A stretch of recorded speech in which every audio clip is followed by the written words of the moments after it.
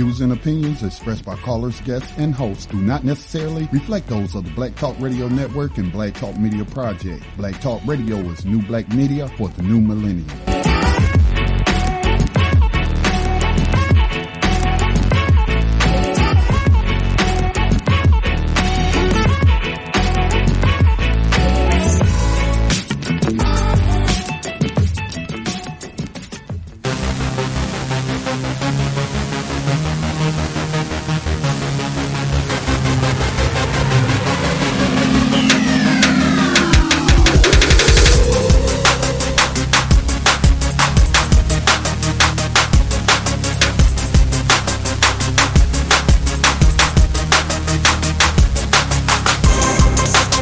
Good evening and welcome to BTR News on this Tuesday night. Today's date is November the 21st, 2017. Scotty Reed in behind this mic from behind these enemy lines that I call USA Inc. As before we get started, I do want to let you know we got a couple of serious brothers coming on. Definitely love the Tando radio show program that was just preceding us tonight. Definitely one that you should share that podcast with other people, as those brothers were talking about some solutions.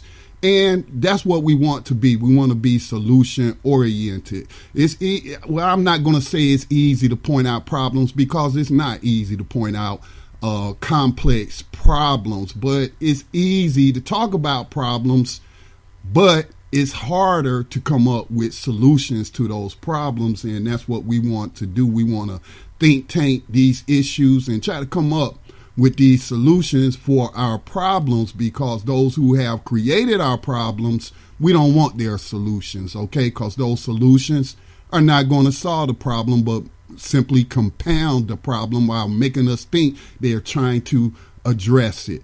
I am thankful to be back on the air live. I do want to apologize to my regular listeners. I'm just going to tell you, I was just overwhelmed with some work, also stressed out, needed to get my head space right before I came back to the airwaves, and I'm doing a whole lot better, doing the best that I can. Now, for tonight, okay, we got two brothers that'll be joining us. During the first hour, we will be talking to Brother Kwabena Rasuli, who has been a guest on the program many times before. He represents Clear The Airwaves Project, which monitors killer radio to document the ratchet killer music being programmed into the minds of the masses.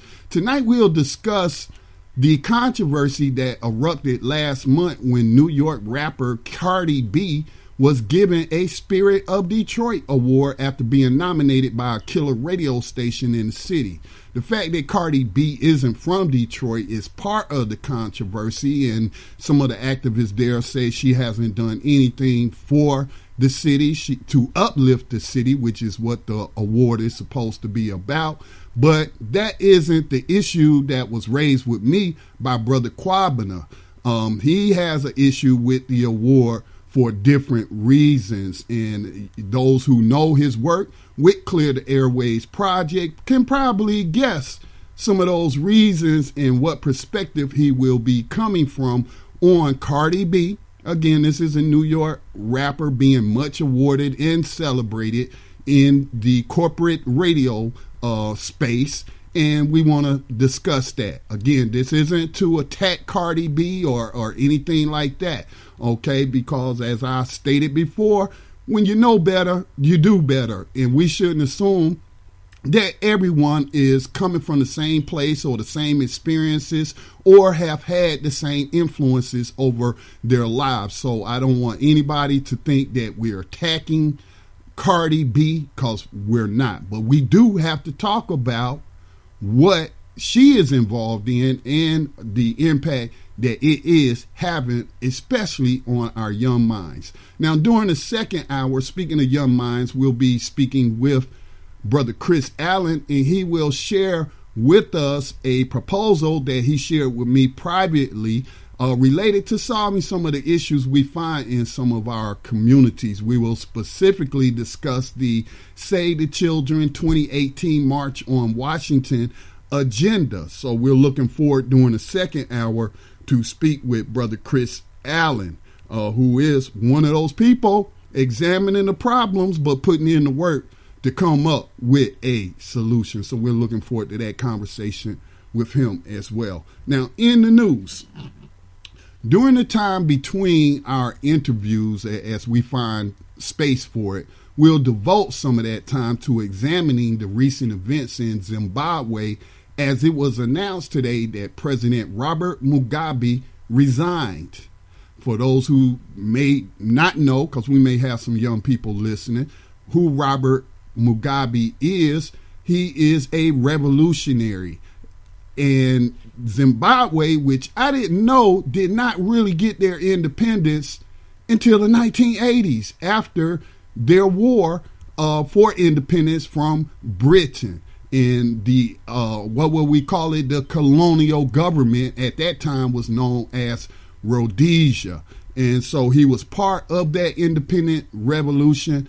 37 years he has been the president of Zimbabwe, and there has been much space devoted, and I'm talking about space in corporate media, in social media, in progressive media, in African media. I'm talking about African-based media, because, you know, with the internet, everything, we have the ability to communicate with each other globally with new media technology, as well as the phone and what have you, emails and things like that. So Robert Mugabe, after 37 years, resigned today, and I will share or answer any questions, as I have been putting in a lot of research to try to analyze what was going on. But specifically, I would like to address the wider issue of what I have termed in the past as intellectual laziness, when it comes to analyzing not just what is happening in Zimbabwe, but whenever events occur globally and we simply blame it on white supremacy. Now, that is not to say that white supremacy doesn't play a role in worldwide events, because that is a global religion that is practiced by some of the most powerful people on the planet. But everything that happens is not under their control. And we have to study each case, each event individually, do our research, talk to people, talk to reliable sources that we trust, who may have sources actually on the ground in those places to get their input. And then we need to present an analysis to the people. I feel like, and this is me personally, and again, I'm not attacking anyone. I'm just simply laying something out there that's on my mind that I think is something that people should take into consideration. Is that, are we really informing people about the intricacies of these things when they happen, and especially when we're talking about geopolitical occurrences that happen around the globe? Are we really educating the masses and taking them through the process of research, when our standard reply is, oh, white people didn't like them or like him or like her, and they're behind everything that's happening in that country and they're to blame? Because sometimes that simply may not be the case. Or they may have a hand in it, but not in the way that we think. And I think those questions can apply to Zimbabwe. So that is what we'll be talking about during the next 2 hours. If you would like to ask any questions of our guests, if you have any questions or comments on any other topics that we are discussing, you can give us a call at 866-510-9025. That's 866-510-9025. You hit ** to unmute yourself. Hopefully I'll see you on the board if you're hanging on too long because I'm distracted or something. just speak up and I will hear you. You can also join us in chat at Black Talk, that's uberconference.com/Black Talk Radio. So let me check the board and see if we have our brother Kwabena on the line. Sometimes people get their times mixed up and whatnot. Brother Kwabena, I'm again, I don't know where you are, bro, because you be doing some traveling. So if you're on the board, hit star. Let me know that you are there. If brother Kwabena isn't there, I'm going to go ahead and send him a quick message and let him know that we await the information that he would like to discuss with us tonight. Let me just, if y'all bear with me, let me send that. All right, that message has been sent, so we will wait on Brother Kwabena. Well, we won't wait, but we'll get into some of the things that I have already laid out for you. So before I jump into this issue, because this issue with Cardi B and her getting this Spirit of Detroit award, it can be looked at from several angles. I can certainly feel how a person who lives in the city of Detroit, where I spent I would say a significant portion of my formative years were spent in Detroit. I still have family members who live in that, reside in that city and around that city. And so I can certainly understand how they might feel with people just giving awards that have no connection to the city, isn't involved in any of solving any of the issues. And they're simply giving awards because of their celebrity.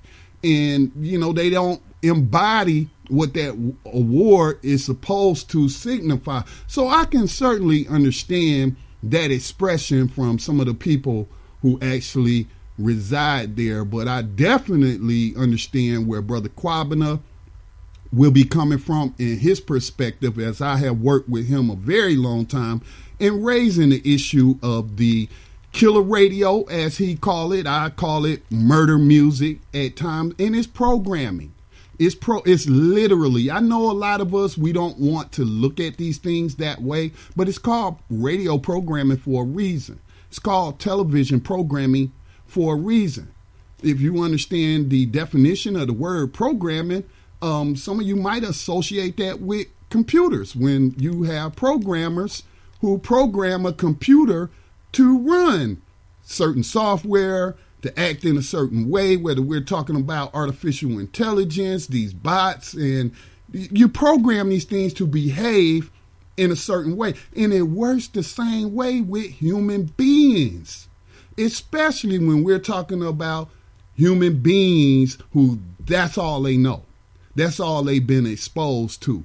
And they're not exposed to positivity in their life, but they're always constantly being fed negativity, whether that's the negativity that we can find in the streets, the negativity that unfortunately we find in some homes, or just the negativity that exists in this country, period.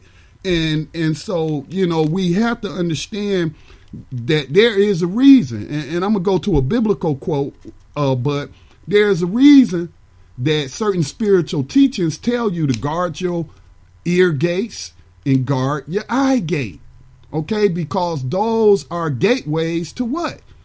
Some might say your intellect, some might say your mind, others might say gateways to your soul. And, you know, an old saying that I've often heard coming up was that garbage in, garbage out.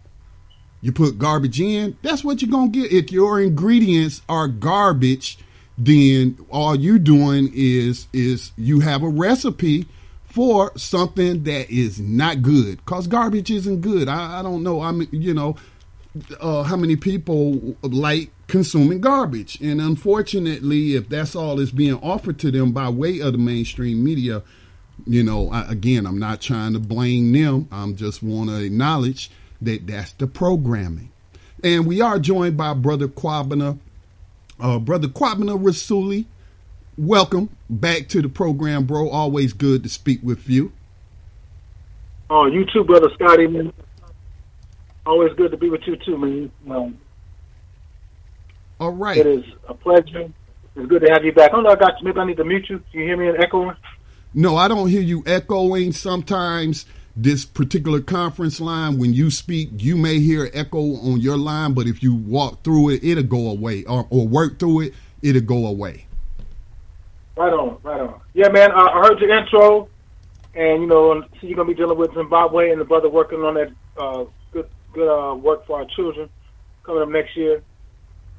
And this whole Cardi B situation, man, it's just breaking it down. All of a sudden she pops up out of nowhere musically. I guess she was on Love and Hip Hop or one of those shows out of New York, as a stripper or something. And then all of a sudden now, she's got the top song in the country, R&B, slop pop, and then she gets the top pop song in the country. And, they went down on the cost for her single. From, we used to pay $1.99 for a 45 way back in the day. Right. So now it's like 99 cents for a song. Still same price for a song you can download. Well, they went down on her price to 69 cents. To what? Boost her sales so that she could claim so many sold and garner awards and whatnot? Is that what you're saying? Exactly. Boost her sales. Be able to push more of that poison on the masses of our people that she puts out there.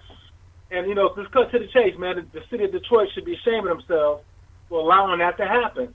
And, there was a lot of talk about what happened. They were trying to say that one of the younger city council members had done it, but it ended up being Mrs. Jones, an elder city councilor, a woman who did that. But she did it with the advice from not iHeart or No Heart Radio this time, but from Radio 1, Kathy Hughes' group. Oh, Radio wow. 1 station out there is the one who suggested that they give that Spirit of Detroit award to a former stripper who now makes music that's so disrespectful, it's amazing, and they gave her an award in Detroit. Yes.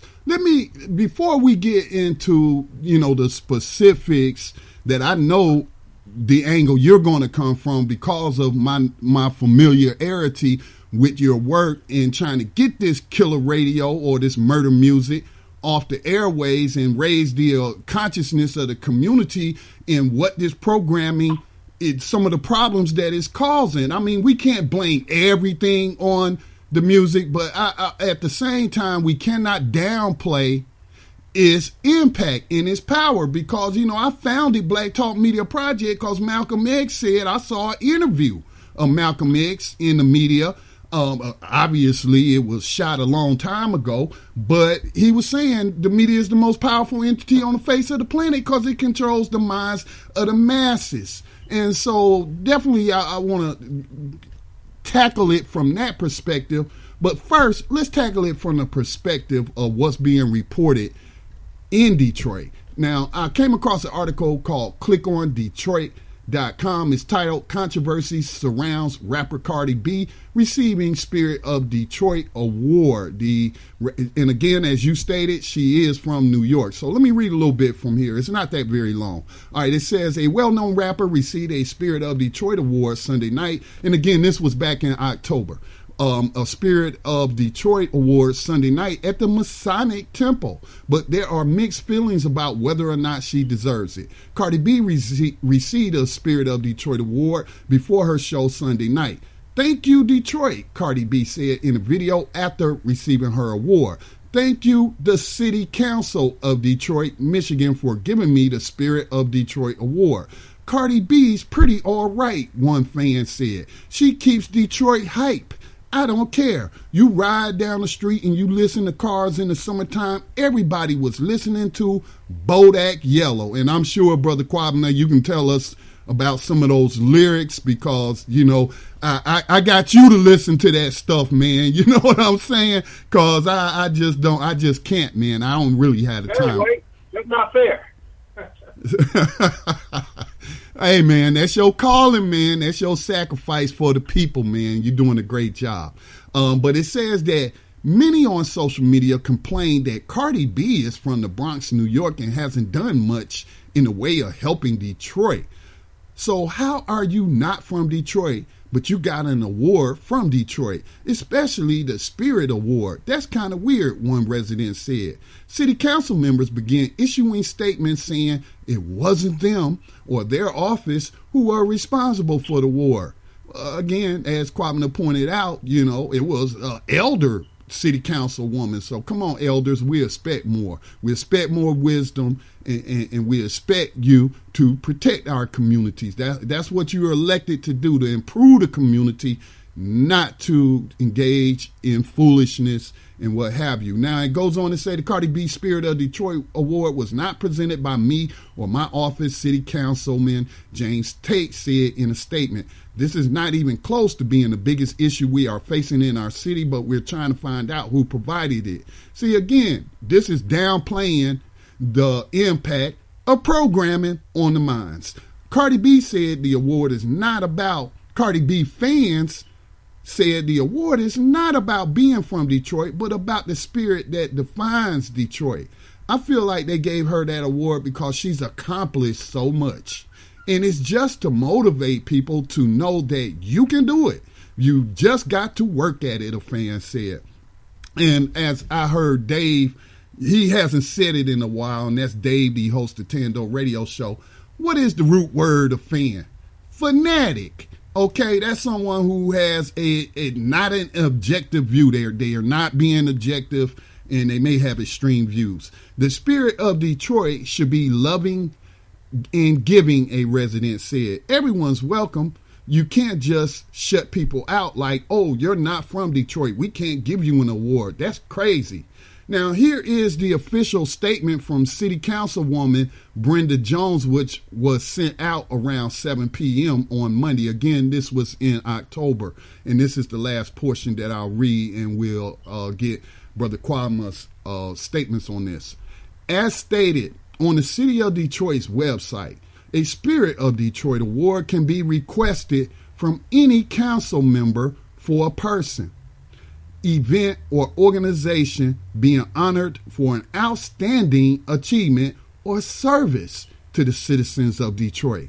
Submission of the name of the person, event, or organization and the reason for being honored is required. I would like to see that application and see what they put. But Radio 1, which is on the terrestrial radio dial at 107.5 FM, requested the Spirit of Detroit Award for Cardi B. She was honored for her outstanding achievement as the current top female rapper on the Billboard Hot 100 chart. Detroit City Council President Brenda Jones' office received and honored the request. Those desiring to honor someone with a City of Detroit Spirit of Detroit Award are welcome to submit a request at 313-224-1245. Hey, I think, listening audience, I'm going to get that number out again. We should nominate Brother Kwabena Rasuli for a Spirit of Detroit Award. 313-224-1245, or you can go online at www.detroitmi.gov. That's www.detroitmi.gov. Let's nominate Brother Kwabena for a Spirit of Detroit Award for his work across the country in educating our communities in the dangers of this poison, this ear poison, and this murder music that is contributing, not the sole source of the problems, but, it's contributing. It's certainly not making the situation any better when we look at communities where we have high instances of violence. And Kwabena, this last thing, and I'm going to come to you, bro. I'm also looking at this under the lens that we got a whole lot of women out there right now talking about sexual assault, not just women, but people, period. Talking about sexual assault, talking about the sexual objectification of women, also known as misogyny and whatnot. But they rarely ever, if ever, address the image that's being put forth by their fellow women. Brother Kwabena. Yeah, I respectfully decline that nomination, but I appreciate that and I understand what you're talking about because I'll just shoot that nomination over to you for the work that you do with Black Talk Radio and this work that you put in informing the people, give them another side of what's really going on, man. So, I mean, but like you said, if you're going to give somebody that award outside of Detroit, there's so many brothers and sisters out here doing beautiful work, making beautiful music that could be nominated for an award, the Spirit of Detroit, when you're trying to uplift and make the people of Detroit move forward, then somebody's going to be talking about calling herself a B word, calling you B's, dropping M-bombs, bragging about, how her sexual organ is wet. And come on, man. Are you serious? And you read it. You said Radio 1. That's Kathy Hughes, man. They've been, we get on iHeart and Crawford and all these Emmis and these stations out here that are owned by Euros, but that's one that's owned by Africans. And for them to be continue to push that poison is wrong, man. And this Cardi B song, they talking about the top pop. We were checking one day and we just saw a little top 100 clip. And it showed all the top 100 songs, little clips of videos.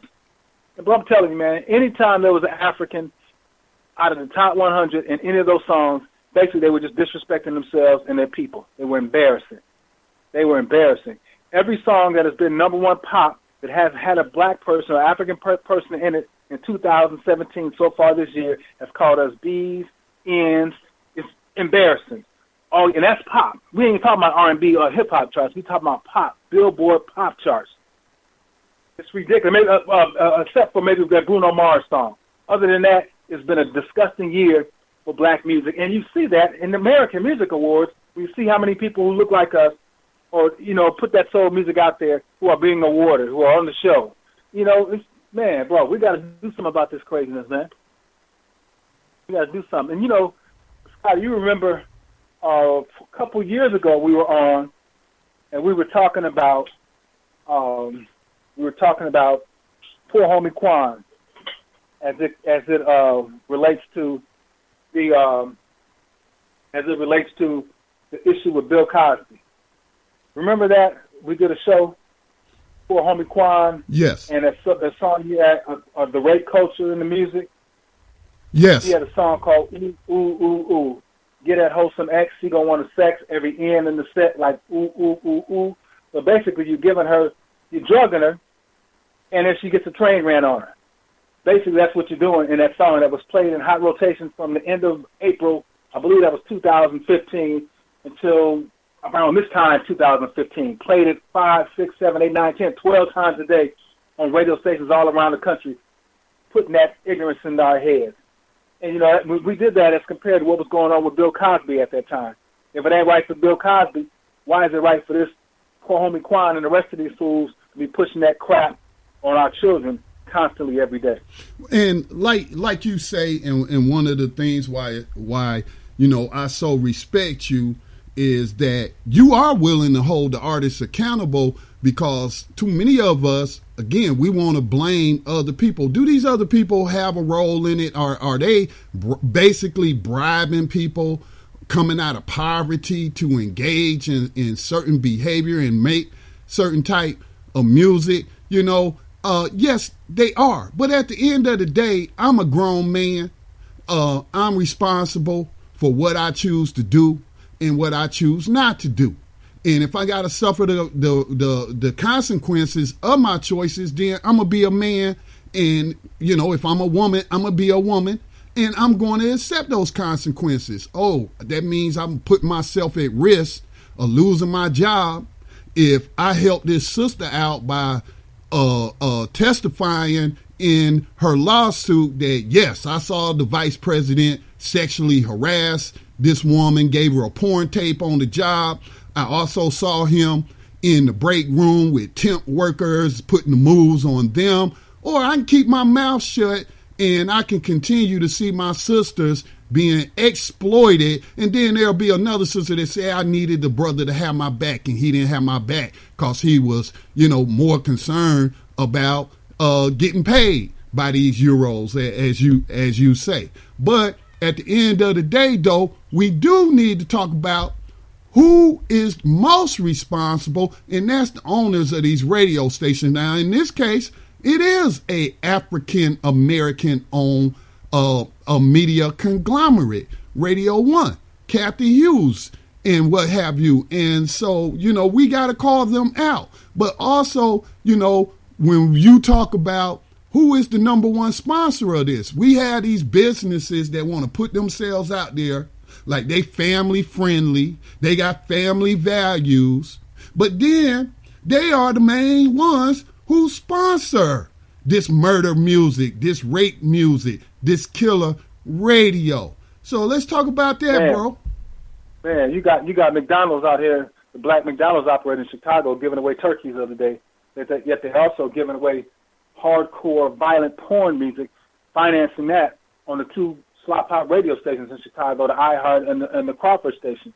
So that's the same thing they're doing. You got the Atlanta Hawks organization having 21 Savage perform at halftime or at the beginning of one of their games recently, where he, sounded horrible, but his song is about shooting and killing people. In that song, they say 18 times,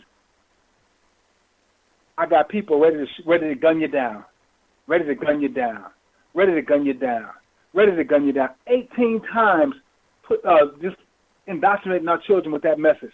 And he was at the Atlanta Hawks game, the same Atlanta Hawks stadium, I believe, where we had poor homie Quan, or was it Rich Homie Quan is his name, but where we had our, kind of give these brothers and sisters, unfortunately, some nicknames because, we don't, Scott, it's a trip too, but we don't let them off the hook. People try to say, like you said, we challenge them, the artists, and what they do, and some people say y'all need to get more on the artists. But the artists, they're responsible for what they're doing. In most cases, they are grown men. A lot of people talking about they're young people, and somebody posted something else again recently. Y'all messing with our music. Man, these older cats, 2 Chainz and Jay-Z, them cats is like 40s, almost 50 years old, still making that ratchet, violent, ignorant music. Late 30s, like when you 30, who was this? I think Jay-Z said it. 30 is the new 20. And then Chuck D responded, no, when you 30, be a grown man. You're a grown man when you're 30 years old. Act responsibly. So, no, we don't let them off the hook, but we also want to make sure we give it up to the many brothers and sisters who make this conscious music still, knowing very well that their chances of being heard on these radio stations or getting that pub is very slim because they're not disrespecting their people. Bob Law, who works with us in the National Black Leadership Alliance, he likes to say when people talking about we're calling it for censorship, he says they are the censors. If it ain't talking about shooting and killing people, if it ain't talking about disrespecting our women, if it ain't using the B word, H dot, or dropping N-bombs, they censor it. If it ain't talking about spending $7,500 for a jacket, they censor it. So they are the censors. We love the whole spectrum of great music, and they censor the music for our children just to be evil and destructive. Did you see the Nicki Minaj picture on Paper Magazine? Did you happen to see that, Brother Scotty? Unfortunately, it did cross my news feed on Facebook. And again, this is like, these people don't care. Now, again, we having this national conversation about all these rapists and sexual assaulters that work in Hollywood or the entertainment industry. And then what do we see coming across social media? But a very pornographic, and actually, Brother Kwabena, one of her fans came at me when, the question was put out there about, well, what do you think about this and what have you? And this guy was saying how, it's so artistic and creative and innovative. And I'm like, bro, what's so innovative about a woman sitting in a chair with her legs spread and another woman? Now, I didn't look at the image too closely. I don't know if that was Nicki Minaj eating out Nicki Minaj or assimilating that she was performing oral sex. But I was like, what's creative about that? Creativity, ingenuity, that talks about something that is original. When you look up the word creative, it's talking about coming up with originality, original ideals, original concepts. What's so original about porn scenes? And that's what I called it. I called it a softcore porn scenes. And the only reason I call it softcore was because she wasn't totally naked. So, yes, I saw it. Yeah. Yeah, and you know, she's groping herself on one, and it's all three images of her doing all that to herself. And you're right. And we used to call it, in the music, we used to say soft porn, but now we call it hardcore, man, because the stuff they talk about in these songs now it's just blatantly evil and diabolical, man, and just the treatment of women. You know, even with this whole, as we deal with this whole sexual assault, rape culture that still is going on today, that when Rick Ross was interviewed this summer on the Breakfast Club, they asked him, how come, you know, you got Meek Mill, you got Wale, you got all these brothers in your clique. How come you don't have any sisters in your clique? You know, his response was, I have to F them at least twice. That was his response on the Breakfast Club. He didn't care. You know, Charlamagne the Cat thought that was so funny, he just busted up laughing. And so he was made to apologize. This was this summer. And Scotty, we were in Boston, man, in Boston in September. And this Slop Hop No Heart iHeart station out there that targets our children was using that clip to advertise that the Breakfast Club was going to be on their station too. And all the clips, all the interviews they do on the Breakfast Club, they chose to air this one where this fool talked about he had to do that to women in order to give them a rapping contract or some sort of entertainment contract. That's what they chose to play in September, over a month after that fool made that statement on the Breakfast Club. No respect for black children, no respect for black people. You know, somebody, how can I put this? Somebody asked the question, because the Me Too movement, as this whole movement around the sexual assault and harassment and rape that's going on in the Hollywood culture, which has long been a part of that culture since Hollywood launched and what have you. And then so someone asked the question of whether or not these brothers that are protesting in the NFL need to include the Me Too movement as part of that. And I'm like, nope, because I said these women are doing just fine. They getting a lot of media attention. And since white women are involved, which I heard it was a black woman who actually started that, but now, you know, they've been giving credit to this white actress who came forward, and then it was like the floodgates open. So all these women and men, some men are coming out talking about what they were subjected to in that industry. So I was like, no, now that white women are involved, they certainly got more agency than black people, period, where we talking about black women, men, or children. And they certainly have more resources to and political clout, because money equals power, and that includes politics when you look at money in politics. So I like, no, these brothers don't need to be adding that on. They doing just fine by themselves. But again, if we're talking about entertainment, why isn't anyone bringing up the things that we have been discussing for the past 30 minutes tonight? Why isn't anyone pointing out that, hey, Nicki Minaj just came out with a doggone pornographic, graphic for promoting her music where she's performing oral sex on herself? Okay? And so if you don't want women to be objectified, then women stop objectifying yourselves and saying it's okay. Because you can't have your cake and eat it too. Again, we're not making excuses for the behavior of individuals who do that to our women, but women, y'all need to acknowledge your contributions to that mindset. Kwabena? Man, sisters and brothers, man. We were on the show with Brother Wanique out in Atlanta. Me and Brother Bob was this summer, and we were talking about Cardi B, and they were like, man, she's not stripping no more. Thinking that it was a good thing. These are brothers. Like, man, she would have been done us better. She'd have stayed in the strip club and coming out here promoting that crap. And you look at this whole situation with Detroit. Now, we have been to Detroit a couple times with Hood Research and Urban Information Network presenting and sharing information about the Clear The Airwaves Project. And one of the things we shared, when we go up there, we shared a copy of the resolution that our comrades in Rage Against the Ratchet, based in the Philly, Delaware area, worked at to get the Wilmington, Delaware City Council to pass a resolution condemning their ratchet radio station in their area. We got the city of Gary to do the same thing. The city of Gary condemned both of those ratchet stations that program in Chicagoland and target our children with pornographic, violent, vulgar music. And so Detroit has that. So you got a solution, Ms. Jones or whoever, come back with this. Put a resolution out there condemning this violent, vulgar music they play for our children. See, I'm sorry, Kwabena, and I do want to let the caller acknowledge the caller, and we'll come to you in just a sec, and we'll open up the phone lines for anybody that is listening that has a thought that they would like to share or information. Give us a call at 866-510-9025.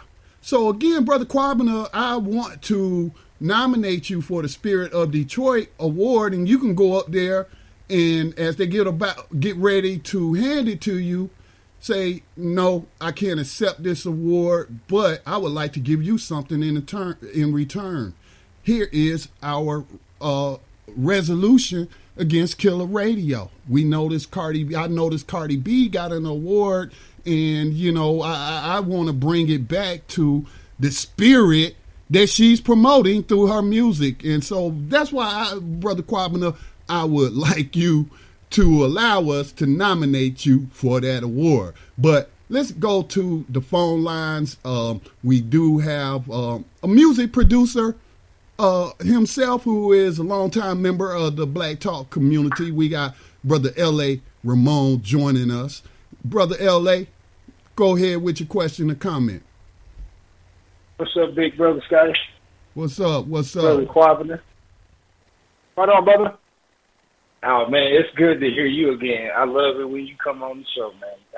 I just love the topic. I love how you go about it. And I do want to second that. I think you would do us justice to let us nominate you for the Spirit Award of Detroit if it's accessible to people that's supposed to have done something worthy. Then you should get your honors while you're here. So I feel the same way Scotty feels. I want to say, I'm sorry, brother. Go ahead. No, go ahead, man. I'm saying I would do what Scotty suggested if that did happen, but go ahead.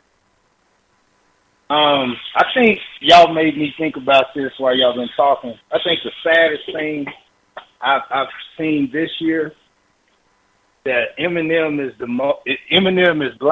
the black community's most conscious voice, and I don't even know if he even speaks for us, but it's sad to see that we haven't produced anything with that music that is worthwhile.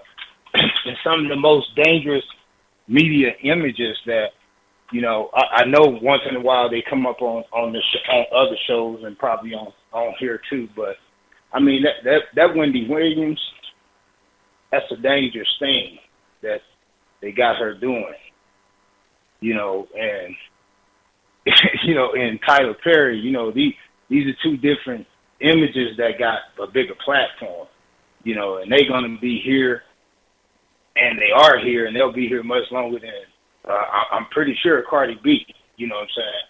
And, Nicki Minaj, I mean, what can you say? The woman's been doing it since, I think that's kind of what they just built her up to be in the first place, and we let it get out of hand. And I do agree with you. This type of behavior is only going to backfire on many of us. And I think one of the craziest things I had to think about one day is when white people, and this is not, I'm not trying to turn this racial, I'm just trying to make it for what I see it as. When white people come into our music, they praise the gutter sides of our music.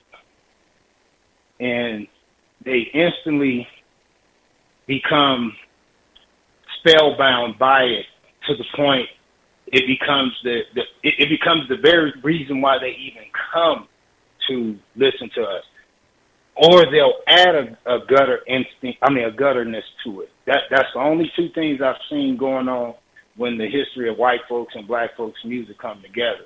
I'm not trying to put this bad thing all on them. What I'm just trying to say is, when music became a business,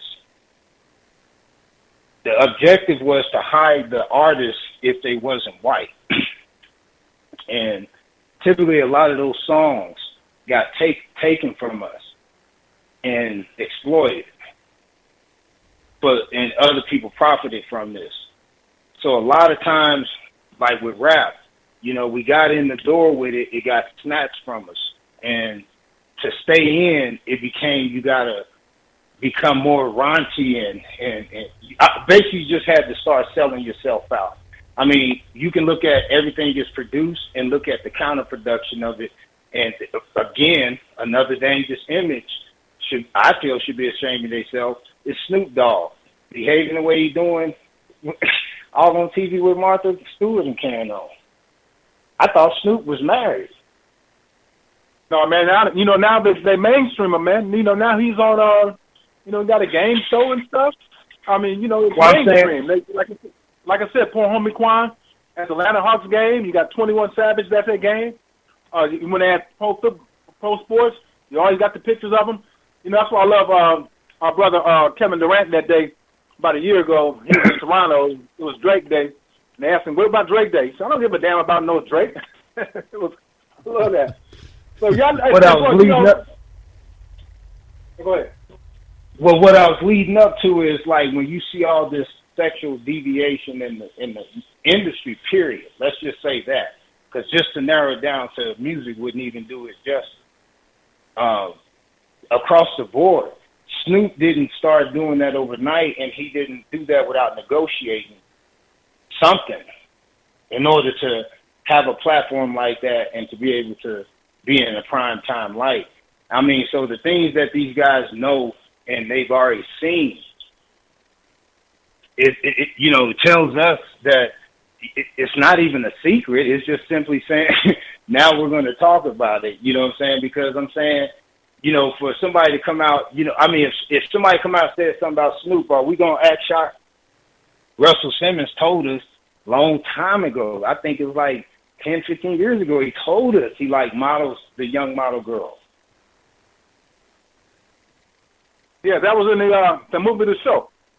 He talked about that in that documentary, The Show. He straight up said that. He didn't call them girls, too. He dropped B-bombs on them. Back then he said that. And now not only, is it coming out about him, but even Terry Crews is talking about, what I'm talking about, he showed it. He showed an email message or something, or a text from Russell Simmons talking about giving that dude a pass. Right. Grabbed him on his genitals on his junk right in front of his wife. Right. Give him a pass. Right. Russell Simmons, the same Russell Simmons that produced that video that he thought was the funniest thing in the world of our untouchable Harriet Tubman in a porn act. With a slave master. Dr. Francis Cress Wilson told him back then, you need to go somewhere for the next 30, 40 years and stay away from us. And go shut your mouth. But no, he didn't. He got to keep on talking. And so it's coming back to haunt him. How you going to do this, Harriet Tubman? Unforgivable. L.A., thank you for your comments, bro.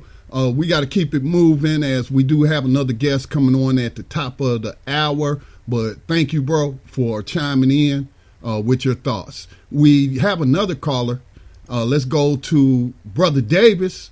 Brother Davis, thank you for calling in to BTR News. Please go ahead with your thoughts or questions for us.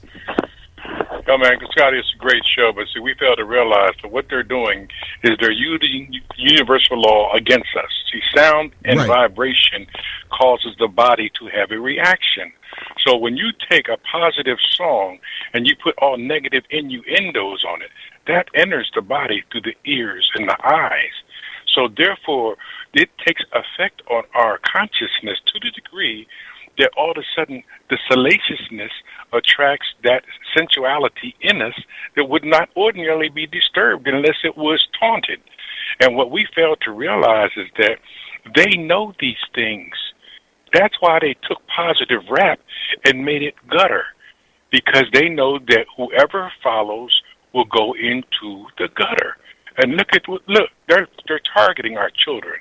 They're not targeting our grown adults, those who can disseminate that kind of thing.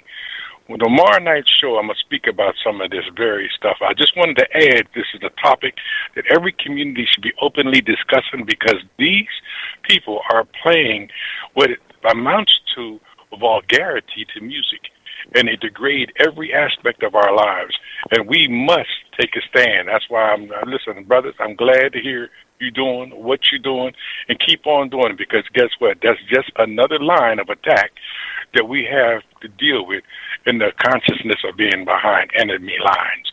I just wanted to add that, Brother Scotty. And Scotty, I appreciate that, brother. Man, you know, Steve Biko said it, and so many others have said it. You talk about Malcolm talking about it. But the greatest weapon in the hands of the oppressor is the mind of the oppressed. And he was the leader of the Black consciousness movement in South Africa. Conscious, our culture. This music plays a big role. It plays a significant role in what they're doing to us. And like the brother just said, they know it. They know when we're going to put, like so far this year, brother, there's been like at least eight songs in hot rotation during this year that said the statement, if Young Metro don't trust you, I'm going to shoot you. 8. And when we're around, parents will ask them about that. They don't know what I'm talking about. Ask their children who are right next to them, they know. I was in Atlanta earlier this spring, and around my cousins, they were stair-step, 9, 10, 11, 12, 13, and 14. I asked them the question, if Young Metro don't trust you, all but one answered in unison, I'm going to shoot you. Wow. You know, so they know exactly, just like the caller just said, they know exactly what they're doing. We got to stop them, though, Scotty, and we can stop them. You know, check out our page, Clear The Airwaves Project. It's on Facebook. Check out the YouTube National Black Leadership Alliance and these videos we got. We're getting our ideas out here in the marketplace. Check out Educate to Empower. They got this piece on the N-word, and they break down these corporations who are pushing this poison on our people and why they're doing it. They know why they're doing it. We need to understand why they do it. Check out the white dude. There's a white dude, White Mike, who did this piece out in he's in Jacksonville, Florida. Why black murder is normal. Check that out. Just making it plain. Wow. You know, some of the excuses that I've heard, and these are from people that I would have thought better would, well, let me rephrase that I thought would know better and would understand the spiritual and as Brother David said, universal laws that are in play with this type of music. But their excuse was, they're not making the music for children. They're making the music for adults. And, you know, it's up to the parent. Yes, it is up to the individual parents, but this garbage has been around for so long that the parents, as children, were programmed with it. So obviously, if they haven't been exposed to any other positive, uplifting influences, then they're not going to see nothing wrong with that playing in their house. And we're not talking about, are we talking about satellite radio where you have to have a subscription to listen to what they're playing? No, we're not. We're not talking about the internet right now. Okay. Although our kids do get access to it through the internet, as I heard you, Kwabena, say, some of these children know how to access the internet better than their parents. What's the brother that made the song? Where he talks about that. That's one of the lyrics. It's called Lady Bad, Woman Good. You know what I'm talking about? Lupe Fiasco. Lupe Fiasco had that line in his music about how the children know how to access the internet better than their parents. But we're not talking about that. We're talking about publicly licensed radio stations that broadcast on the terrestrial radio, which is sponsored by McDonald's. Pick a Fortune 500 company, okay? And they advertise, and by them advertising on those stations, then they are supporting the programming. So I just wanted to put that out there. Brother Kwabena, did you have any final comments for us before you leave us? And please give out your contact information, any of those websites again, so that people can access the information. Yeah, check us out on Facebook, Clear The Airwaves Project, or also Culture as a Weapon. Also, again, the YouTube channel, National Black Leadership Alliance. Check out CMOTEP, which is a committee to eliminate media offensive to African people. Come on, get involved. We need Rage Against the Ratchet. We need warriors to protect our children. They're children. They typically don't defend themselves. They need adults to help defend them. We're focusing on children on this movement. And bro, we really need some help. I hear some stories that we can talk about next time, man, about things happening in these elementary schools, these junior high schools, things that are happening to our children. And my mother told me this a while back when we first started dealing with this madness. She said the selling of sex in this music is so unnecessary. it's so unnecessary because it's going to happen anyway. You know, but the Creator made sure that, you know, that we're going to be having sex in order to keep the species going. And what they're doing is just a waste of time when we got so many other issues that we need to be dealing with, like what you're about to talk about in Zimbabwe and the theft of our resources. And, you know, what's happening out there right now with them about to, I guess, get a new government since Mugabe finally resigned. I guess it was today, right? Yes. Yeah, I know you're going to talk about that, Scotty. If I could, before you go, because I did get a chance to go to Zimbabwe. First time I went to Africa, it was Zimbabwe. And it was with the African-American Summit. They had all kind of people there. Jesse was there, Leon Sullivan's group. I met, what's her name, Julian Mavo was there. Dick Gregory had some good one-on-one time hanging out with, not one-on-one, Dick Gregory was with everybody, but some good time conversing with him there. Dorothy Height was there. It was really a Queer the Sky King, a really good program. But one of the things that happened when we went to Zimbabwe for the reception was a disruption with the soldiers who had not gotten paid, had not gotten their land. This was like in 97, I believe, 97, 98. And that was the start. Less than a year later, that's when they started taking that land from those people who were like 1% of the population, those invaders who was controlling all the farmland out there. So I heard that Mugabe was having some issues with, you know, issues that happen when you become an elder. And yeah, so we'll see what happens, man. But, you know, keep for sure that the West is on point with what's happening in Zimbabwe. Mugabe held out a while. People are critical of him at times. People are praising. You know, it is what it is, what happened there. And he made sure that the people start getting their land back. And I think that's very positive because you can't, you know, like he said, I look at, he had 10% of the population in a European country of Africa is going there controlling 90% of their land. It wouldn't happen. So it shouldn't be happening there either, anywhere in Africa. Well, I definitely, after we speak with Brother Chris Allen, who's coming on to talk about Save the Children 2018 March on Washington, D.C., I'll delve into that. I wrote an article about it today, and I'll just share my analysis about that situation. But again, Brother Kwabena, thank you. And yes, we are going to nominate you for the Spirit of Detroit Award. I'm even going to call my family members up there and get them involved. But thank you again for all that you do. And you know the door is always open to you. I got you, Brother Scotty. Appreciate you, man. I'm listening in still, brother. All right. Okay, we are going to take a station identification break, take a music break, and then hopefully when we come back on the other side, we'll have Brother Chris Allen joining us, and we will discuss the proposal that he has that will address some of the issues in the community. You are listening to Black Talk Radio News on the Black Talk Radio Network, your #1 digital radio station providing you with independent black media. Stay tuned. We'll be right back.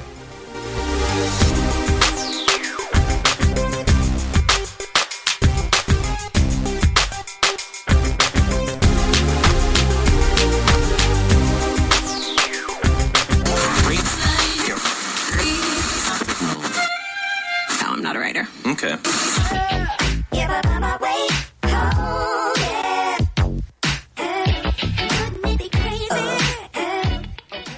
Black Talk Radio since 2008, providing new black media for the masses.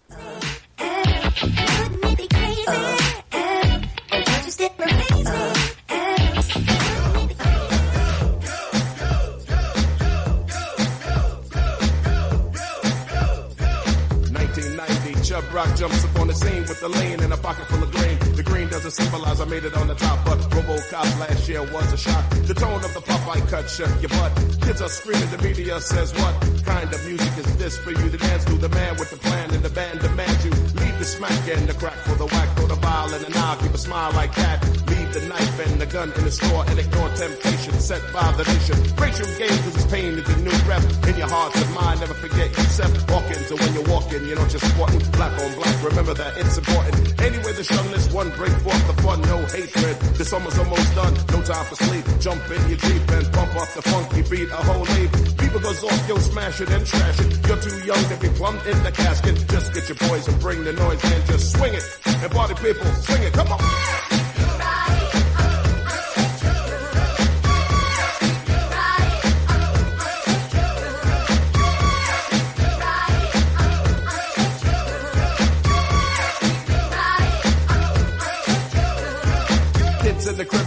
chips on the big man. Can he come out, slam a jam. I'm his number one fan, yes I am. All these kids realize that I'm the man. 6'3", I'm maybe a quarter of an inch bigger than last year, but still a unique figure. Rob Swinger, Doc, no Dinky and Hot Dog, know that I'm a man that was born to have a mic on next to me at all times, ready to kick a rhyme. That'll keep me out of financial bind. That's why when I come to fans, I'm never mean. Kids on St. James between Gates and Green always says hello, cause I'm a modest fellow. Never try to play a superstar that's mellow, cause if these kids don't go buy a record, we'll be has-beens. I'm plus making, so we owe them. So pull out your pen, sign an autograph, you might make a new friend. So just get your boys and bring the noise and just swing it. Now party people, swing it, come on!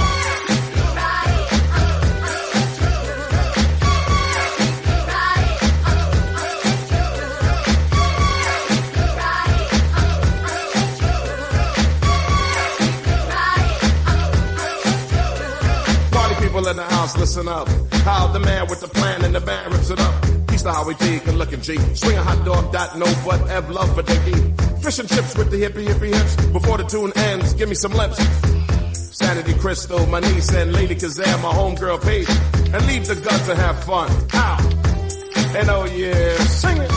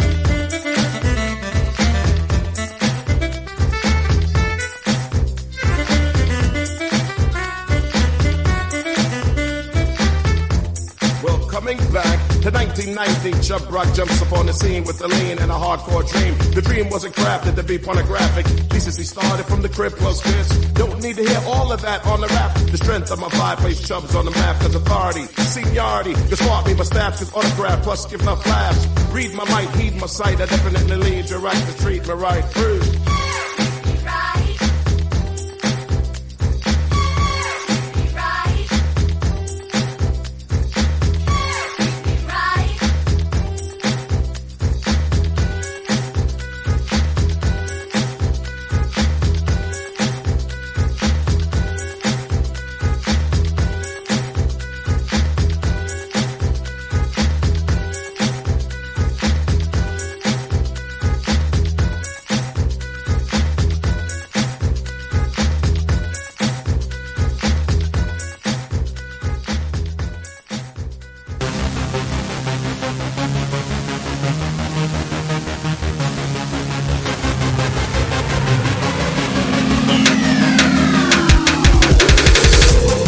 And welcome back to Black Talk Radio News as we are live on this Tuesday evening. Today's date is November the 21st, 2017.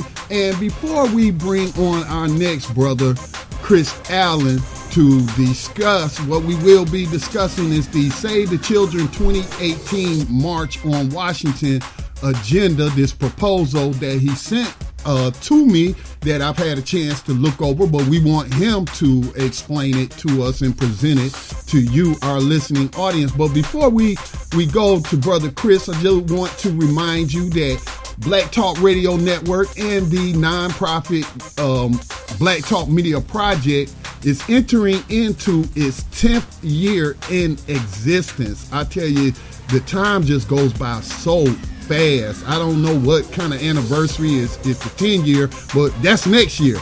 But this is November, our anniversary month, which was the founding of the Black Talk Media Project, as well as the media platform Black Talk Radio Network. Again, you don't hear any Coca-Cola ads, you don't hear any McDonald's ads, you just don't hear that, because guess what? They ain't trying to support this type of programming. They'll support that type of programming that tells black people to kill each other or to rape their sisters or to be disrespectful of themselves, but they won't promote programming or support programming that's trying to liberate your mind. So what do? We rely on you, the people. So make a donation today to our U.S.-based nonprofit Black Talk Media Project, which founded the Black Talk Radio Network. Just go to blacktalkradionetwork.com or blacktalkmediaproject.org. So let me check the board. Do we have Brother Chris Allen on the line? Brother Chris, if you're there, hit star to unmute yourself so that we can speak with you about this proposal. Just a little bit about the proposal while we wait on Brother Chris Allen. He sent me this proposal called Save the Children 2018 March on Washington Agenda. It's kind of long, but it's detailed. We like details. And some of the things that it addresses is a solution for police misconduct, talks about the criminal injustice system, which we know is how they induct people into modern day slavery and human trafficking. It talks about adding amendments to the U.S. Constitution. And y'all know in August, Black August, y'all, we went to Washington, D.C., thanks to our donors and our supporters to participate in the Millions for Prisoners Human Rights March, where we were highlighting the fact that slavery was never abolished because the 13th Amendment did not abolish it, but moved it from the plantation to the prison. And from the prison, these brothers and sisters were hired out back to the plantation and all other sort of industries like the railroad, like the mining companies and so, and even building some of these universities of higher education and what have you. So we definitely want to amend the 13th Amendment of the U.S. Constitution to remove the slavery exception clause. Also talks about creating even distribution of wealth, health care for all Americans, among other things. So we want to welcome in at this time our Brother Chris Allen. Brother Chris, do we have you? Yes, you do. Greetings to you this evening. How are you, sir?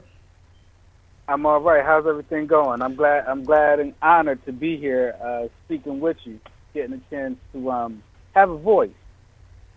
Most definitely. That's what Black Talk Radio Network is for, so that we can be in control of our own voices and raise the voices that we feel as black people need to be heard by other black people. So again, thank you for giving a damn about the community to devote so much time and thought to these myriad of issues that's going on. So I'm going to let you introduce the Save the Children 2018 March on Washington and let you lead us to the area, because obviously we can't go over all of the stuff that is in your proposal, but if you would like to pick some areas that you would like to highlight, we can discuss some of those. But go ahead and introduce us to the Save the Children 2018 March on Washington agenda. Well, the agenda is simply... I'm sorry, Brother Chris, let me interrupt you for a moment. Are you working as an individual who gives a damn about the community, or are you working in a collaboration with any other organizations and you know where people could find more information? Well, you know, right now it's just me. All of the points that I elaborated on in the proposal are all my idea. I'm not affiliated with any other group, and I'm actually pretty wary of affiliating myself with any other group. The same as for the same reasons that you elaborated on about receiving sponsorship from Coca-Cola or Pepsi or any of those other pre-existing businesses, because they have a different agenda than I have, and than what we have. So, you know, right now it's just me. And I'm definitely looking forward though to building something with other people or other organizations that I trust has our community's best interests at heart. Well, hey, I've heard, you probably heard this phrase. No, I'm not even gonna say that phrase. I'm not giving the U.S. military any kind of advertisement on this station. But hey, bro, sometimes all it takes is one. All it takes is one to get that ball rolling, and then like minds and the creator will provide resources to make a way. So you know, hey, don't feel like you alone though. You know what I'm saying? So, but I certainly understand where you're coming from. Yeah, well, there's millions of people who feel the same. The challenge is persuading them to. It's sort of like being a coach, and that a coach's main responsibility is to have the player give more than they thought they could give. And we need to do that. We need to adopt that same way of thinking in other aspects of living. And sometimes it's volunteering, sometimes it's donating money, sometimes it's both. But we need to get involved because the future is the children. And how we as adults conduct ourselves, even when no one is looking, is what has to be emphasized.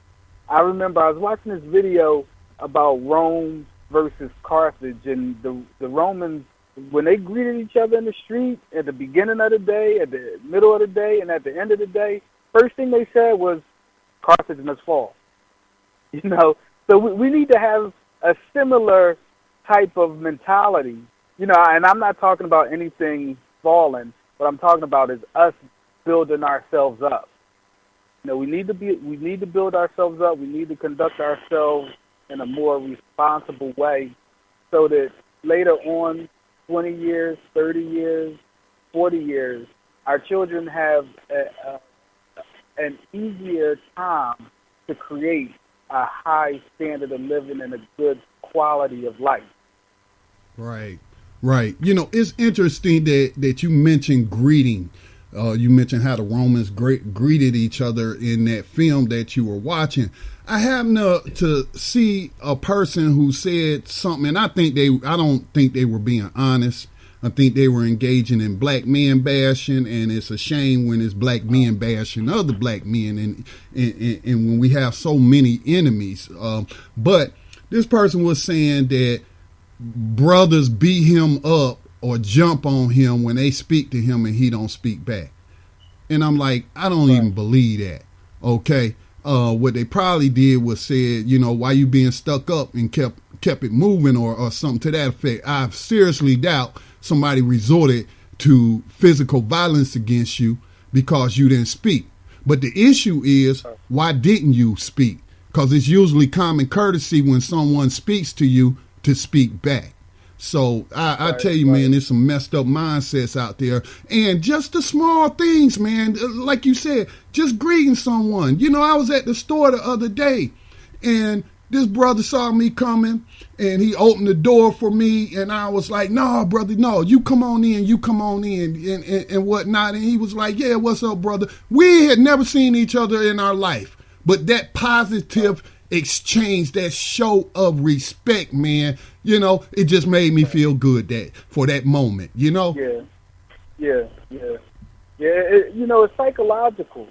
It's almost like, and I'm not trying to belittle the importance of the issue that we're talking about, but it's almost like the Golden Child. In the movie The Golden Child with Eddie Murphy, they tried to put evil on all four sides of the Golden Child in order to weaken the spirit. You know, and if we put goodness, if we surround ourselves with goodness, the only thing that could come out of that situation is goodness. You know, if we greet ourselves and treat ourselves better, and we take care of our community, we take care of our children, in our homes, it's nothing but love and positivity. There's nothing but good that can come out of that situation. I agree. Positivity breeds positivity, creates those good vibrations that Brother Davis was talking about earlier. Now, let's go into your proposal, because I don't want us to run out of time. I do want to also do what I said for the listeners and share my analysis of what went down in Zimbabwe, or is still going down. A very, very fragile situation right now. As the wolves are circling, they're licking their chops and what have you. But please introduce us to your proposal. Well, the proposal is simply titled "Save the Children." I want to create a march on Washington, and the purpose of the march is to implore people, everybody who participates, to get involved politically, because I don't want this to be a march where we all get together and we're just complaining. I want the march is going to be designed to be solution-based, and sort of like the famous quote from Kennedy, "Ask not what you could do for your country," or I'm messing up here. Ask not what your country could do for you. Ask what you can do for your country. So, in that line of thinking, the proposals, the bullets that are in the march, I'm going to ask everyone to put pressure on their congressional leaders, their congressional representatives, to adopt all of the measures and submit bills to Congress and turn these ideas into law. And, I'm also targeting the state. I want at least, ideally, I would like to at least have people come to the march from 25 of the 50 states. As many people as possible, because we want to also put pressure on the delegates in the Electoral College. We want the people in the delegates in the Electoral College to be made aware that we do not want another person who has similar qualifications for president as the current sitting president. We want somebody who's going to be a leader of everyone, not just a small group. We don't want someone who's more interested in the bottom line than what the government should be responsible for socially. So that's basically part of the agenda. The other bullets go into like you alluded to, drug issues. Yeah. Hey, Brother Chris, sorry. Let me interject while we're on the subject, while you're on the subject of what you would like to see happening. Now, this is just something for you to take under consideration. I'm not telling you what to do, but just on November the 12th, on one of our media partner station, and you can find their podcast, Time for Awakening, with Brother Elliot, which is on, you can find it on Black Talk Radio Network. We have all his archives there. He also has his own platform, which was set up through the Black Talk Media Project, timefораwakening.com. And you can also check out their station either there or on Black Talk Radio Network. But speaking of Zimbabwe, he on November the 12th had playwright and U.S. correspondent to the Herald, which is Zimbabwe's national newspaper, Brother Obi Egbuna Jr., who was their guest, and he talked about the Global African Children's Festival and Celebration, which is officially scheduled for December the 9th, 2017, and he gives information about how you can participate. Now, just in short, and then we'll get on to some of the points that you want to raise that's in your proposal.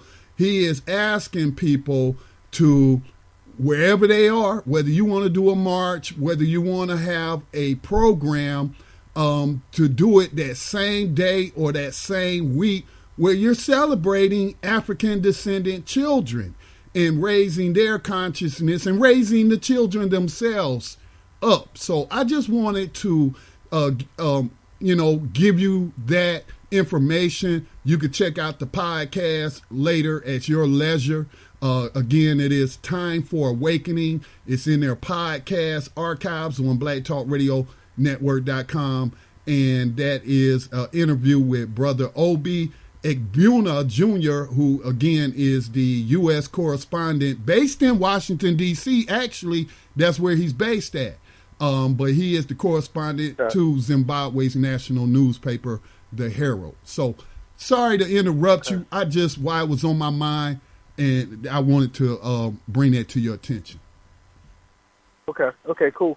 I was trying to write everything down that you were saying, so I'll definitely tune in. Yeah, I'll send you the link. I'll send you the link, brother.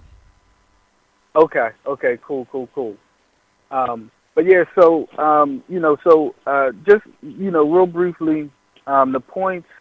I think I have a pretty good solution for police misconduct, and as well as judicial, or really it's people in the entire criminal justice system who violate our constitutional and natural rights. I want to emphasize natural rights because, in addition to our Constitution, we do have a right to a certain quality of life. Even if we do something wrong and we receive a prison sentence, while we are incarcerated, there is a certain quality of life that I think that we all should be guaranteed. And that's based also on natural rights. I see, some of the things that you've discussed over the internet, and do include the treatment of prisoners, to be violated.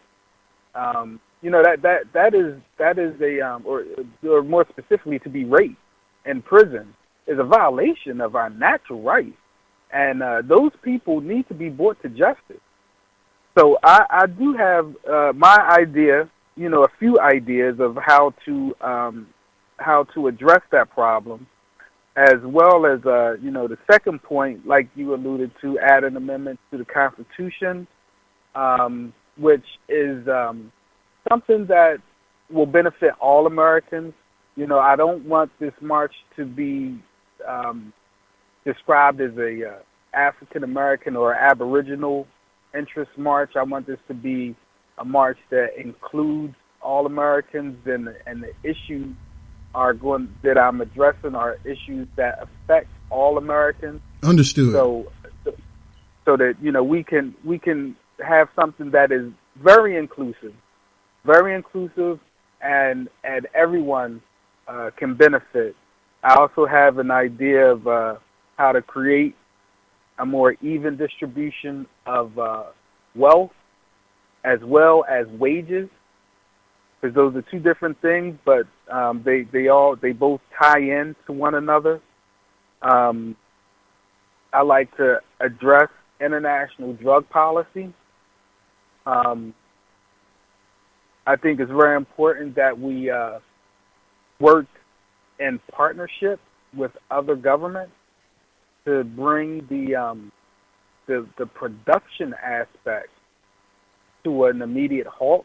Because once we're able to control the production aspect of cocaine and heroin, at that point, we'll put ourselves in a position where we'll have an ever-decreasing number of people who become addicts. And if we have no addicts, which is one of the leading causes of the breakup of our families in today's era of living in America, we'll have stronger communities, as well as making it easier to address other needs and use tax revenue to address other needs that society as a whole will have and will develop as time goes on. That's a very important big one. And then of course I want to erase the statute of limitations for pedophilia. So if someone has been molested when they were 5, 6, 7 years old and it ended, if they finally had a courage to speak out about what happened to them when they were young and they're maybe 30, 35, 40, they can speak out. And if they can prove that those things happened to them, then that person will go to jail. Now, right now, the Catholic Church is standing in the way. There's some legislation, discussed in certain cities, certain states, but the Catholic Church is vehemently opposed to going back. So, considering the fact that we live in a society with a separation of church and state, I don't think the Catholic Church should really be able to dictate what our laws will be and how we will be governed. And then also to that point, not just the separation of church and state, but if my understanding of how the Catholic Church is organized is really a city nation state. So this is basically a foreign government. Right. And, as people want to push this red bait and Russia gate, that's really a city nation state with the unique status of the Catholic Church that's interfering in the internal politics of the United States. Would you agree? Yeah, well, I totally agree. Well, they had the Vatican City has a seat in the United Nations. So, they're very powerful, very influential. But like you said, it just takes one, like I said, the march is titled Save the Children. So if they have to be viewed because of their political philosophy as an enemy of the state, then so be it. I totally disagree with their decision about charges and possible prison sentences against pedophiles. And, we can't ask for better laws. We have to demand better laws, and we have to demand that our legislators listen to what the people want. Otherwise, it's taxation without representation. And if that's going to be their course of action, then they need to be replaced during the next 2012 election and replaced with people who are not scared to actually represent the people as opposed to representing special interests. So the next point would be I want to reverse Reagan-era cuts to higher education. His cuts are the main reason why there's a $1 trillion student loan debt that probably will never be repaid unless there's significant help. That will make things much, much easier for younger kids to go on and get educated, get a post-high school education, or even trade school, because college isn't for everybody. Right. So giving people great a greater opportunity to connect with the financing necessary for such an expensive endeavor. Let me ask you this. Chris, because it was a campaign issue in the Democratic primary with Bernie Sanders talking about tuition-free state colleges and universities. That would be any colleges that are receiving public taxpayer funds. That will be your small community colleges where you can actually pick up some of those trade skills that you were talking about, and they're not necessarily degrees but more like certifications and whatnot, that you've been trained in this particular trade and what have you. So what do you think about that? What do you think about tuition free colleges and tuition free state colleges and universities? Do you think that would address it?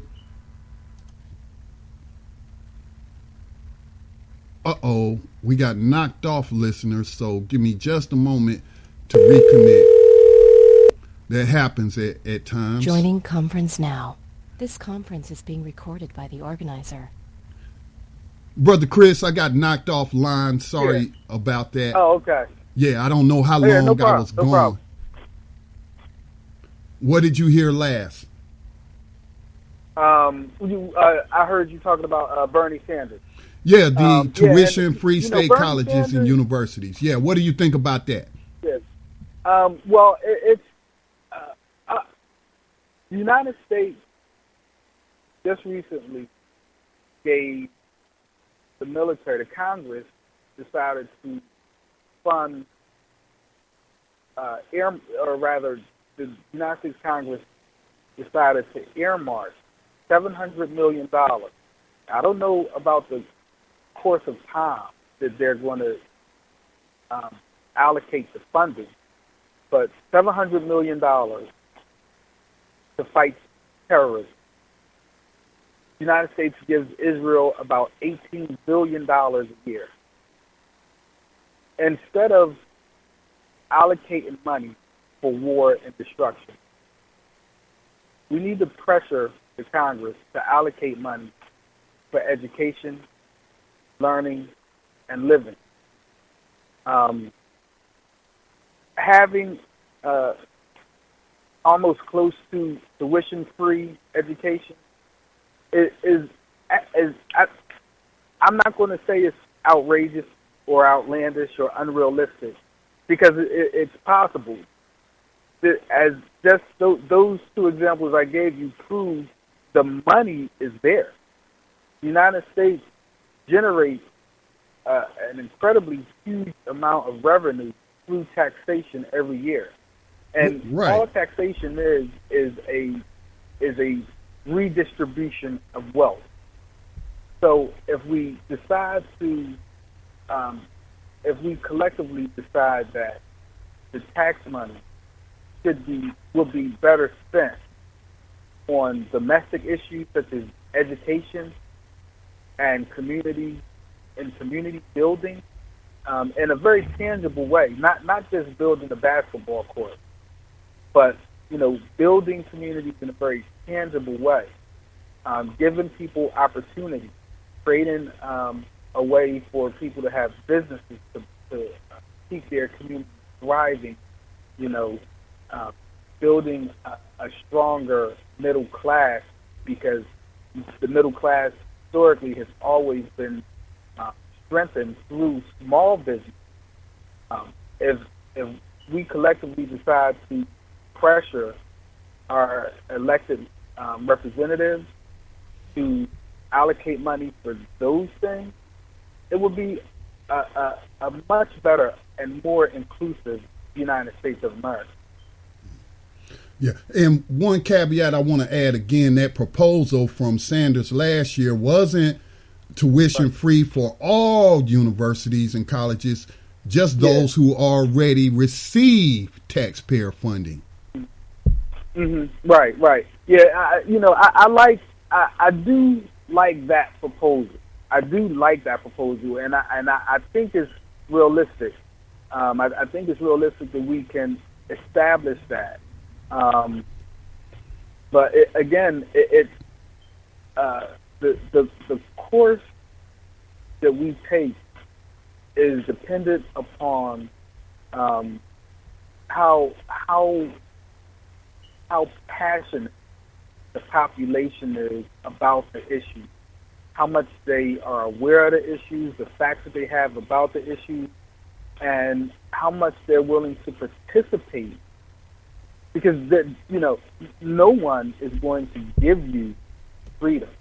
Those are things that we're going to have to go to the ballot box and vote for, and vote for representatives who believe in those ideas.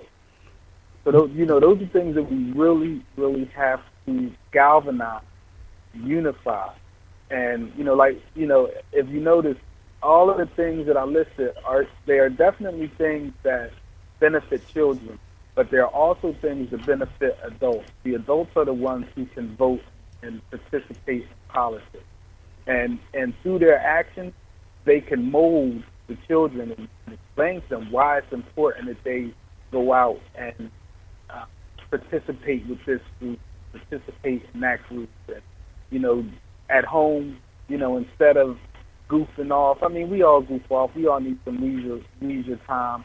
But maybe instead of, some leisure activities that we do, maybe together as a family, they talk about college and how to fund college. Both personally and what the government will assist us with. Speaking to some of what you were saying, Frederick Douglass said that power concedes nothing without a demand. And I would like to point out that voting is just one part of the political process. And even those who don't vote, because we know many people have been disenfranchised, okay, when we talk about prisoners and whatnot. And I think your proposal even addresses prisoner voting rights and what have you. Absolutely. But anybody can pick up a phone and call that representative don't ask them, like you said, don't ask, demand these things. But listen, Chris, I am overdue for a station identification break. We got about 10 more minutes left for this segment. And I do want to, again, make sure I leave time to discuss Zimbabwe. But I'm going to take this station identification break. And when we come back on the other side, please, again, whatever you choose to highlight, please, have that prepared. And we'll talk about that on the other side. You're listening to Black Talk Radio News. We'll be right back on the other side of this short break.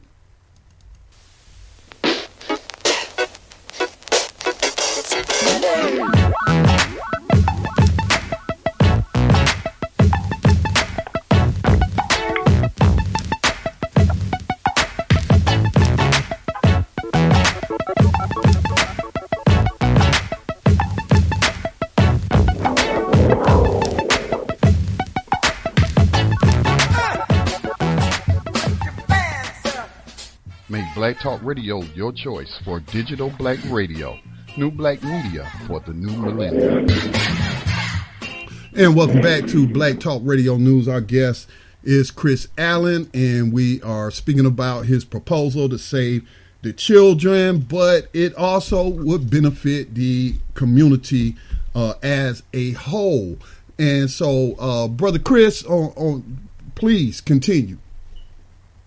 Yeah, so the last point is to permanently remove the use of thimerosal in vaccines.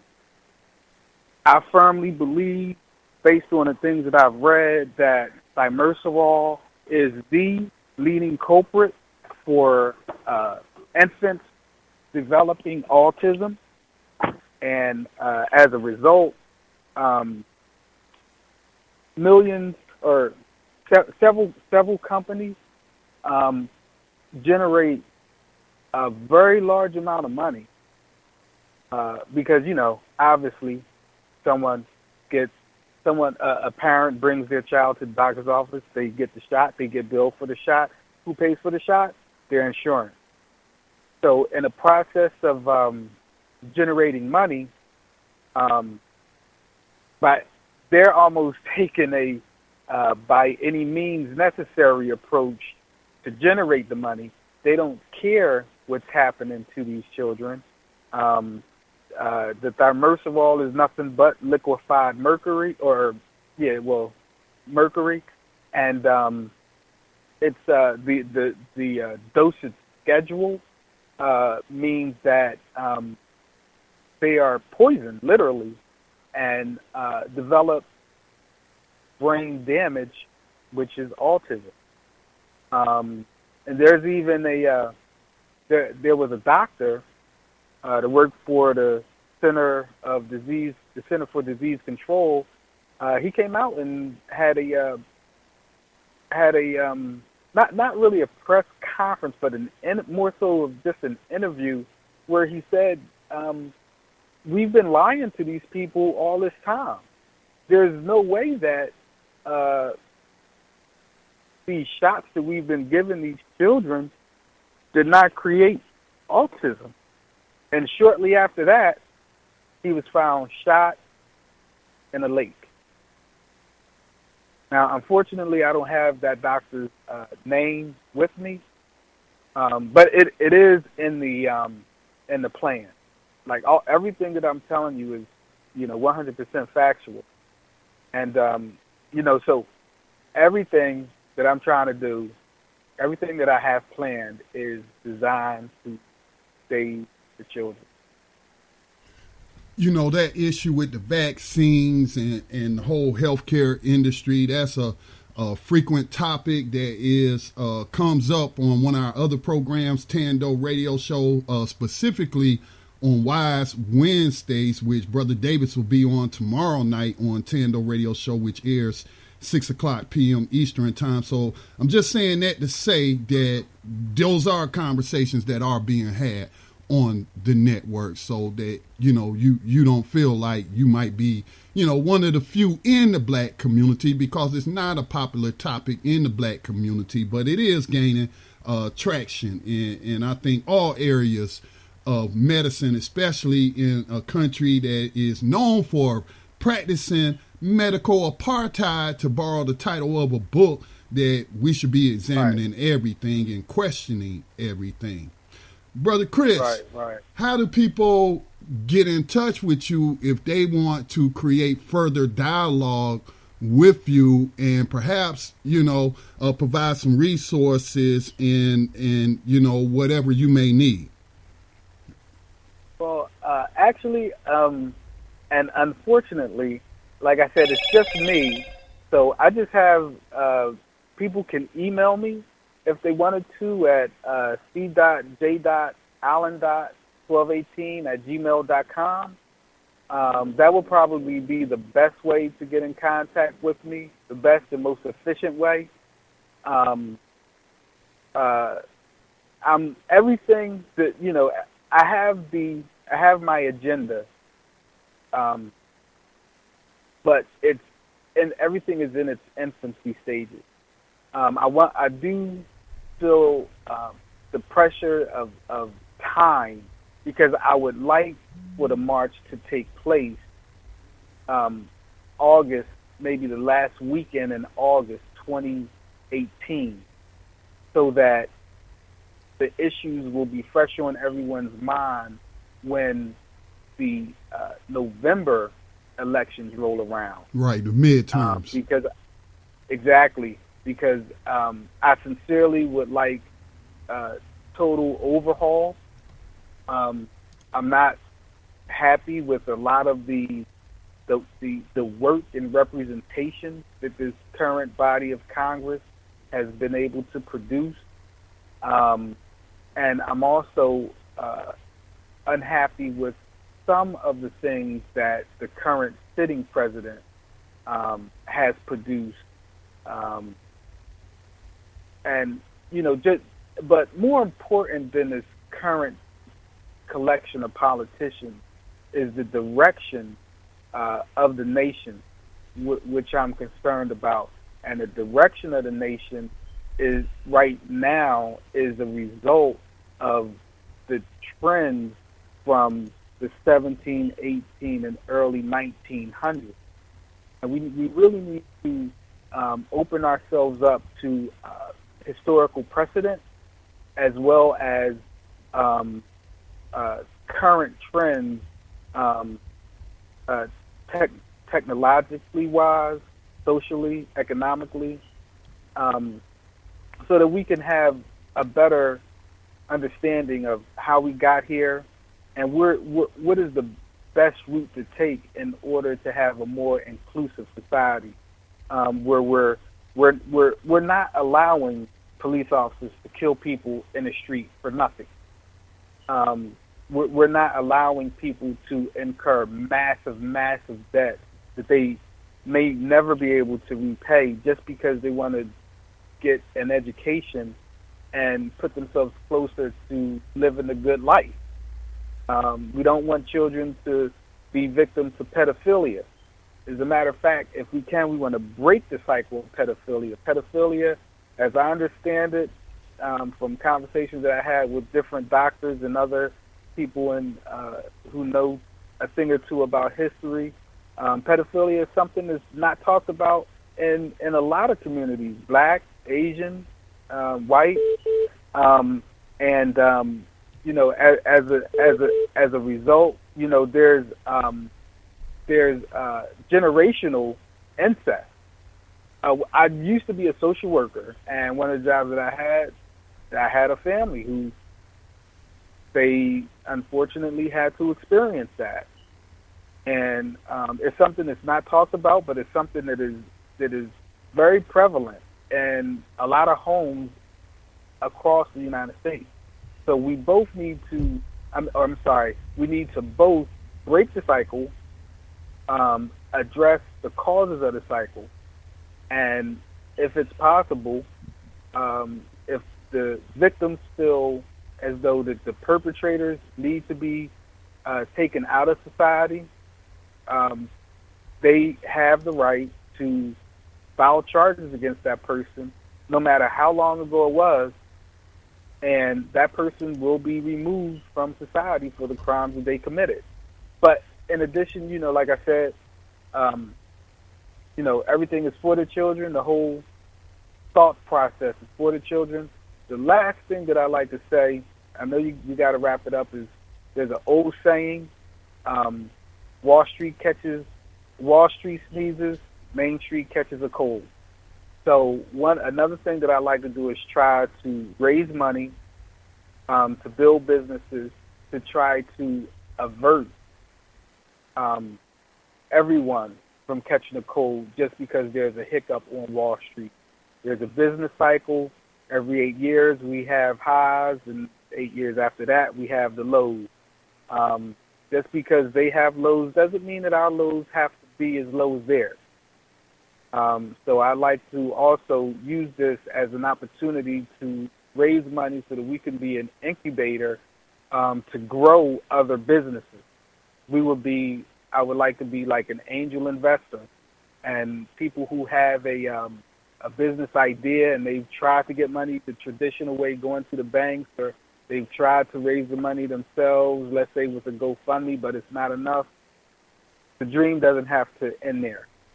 If they have the business acumen and they're dedicated to their idea, I like to be a part of that, because another thing about history, we cannot go on asking people who don't necessarily want to see us do well to help us do well.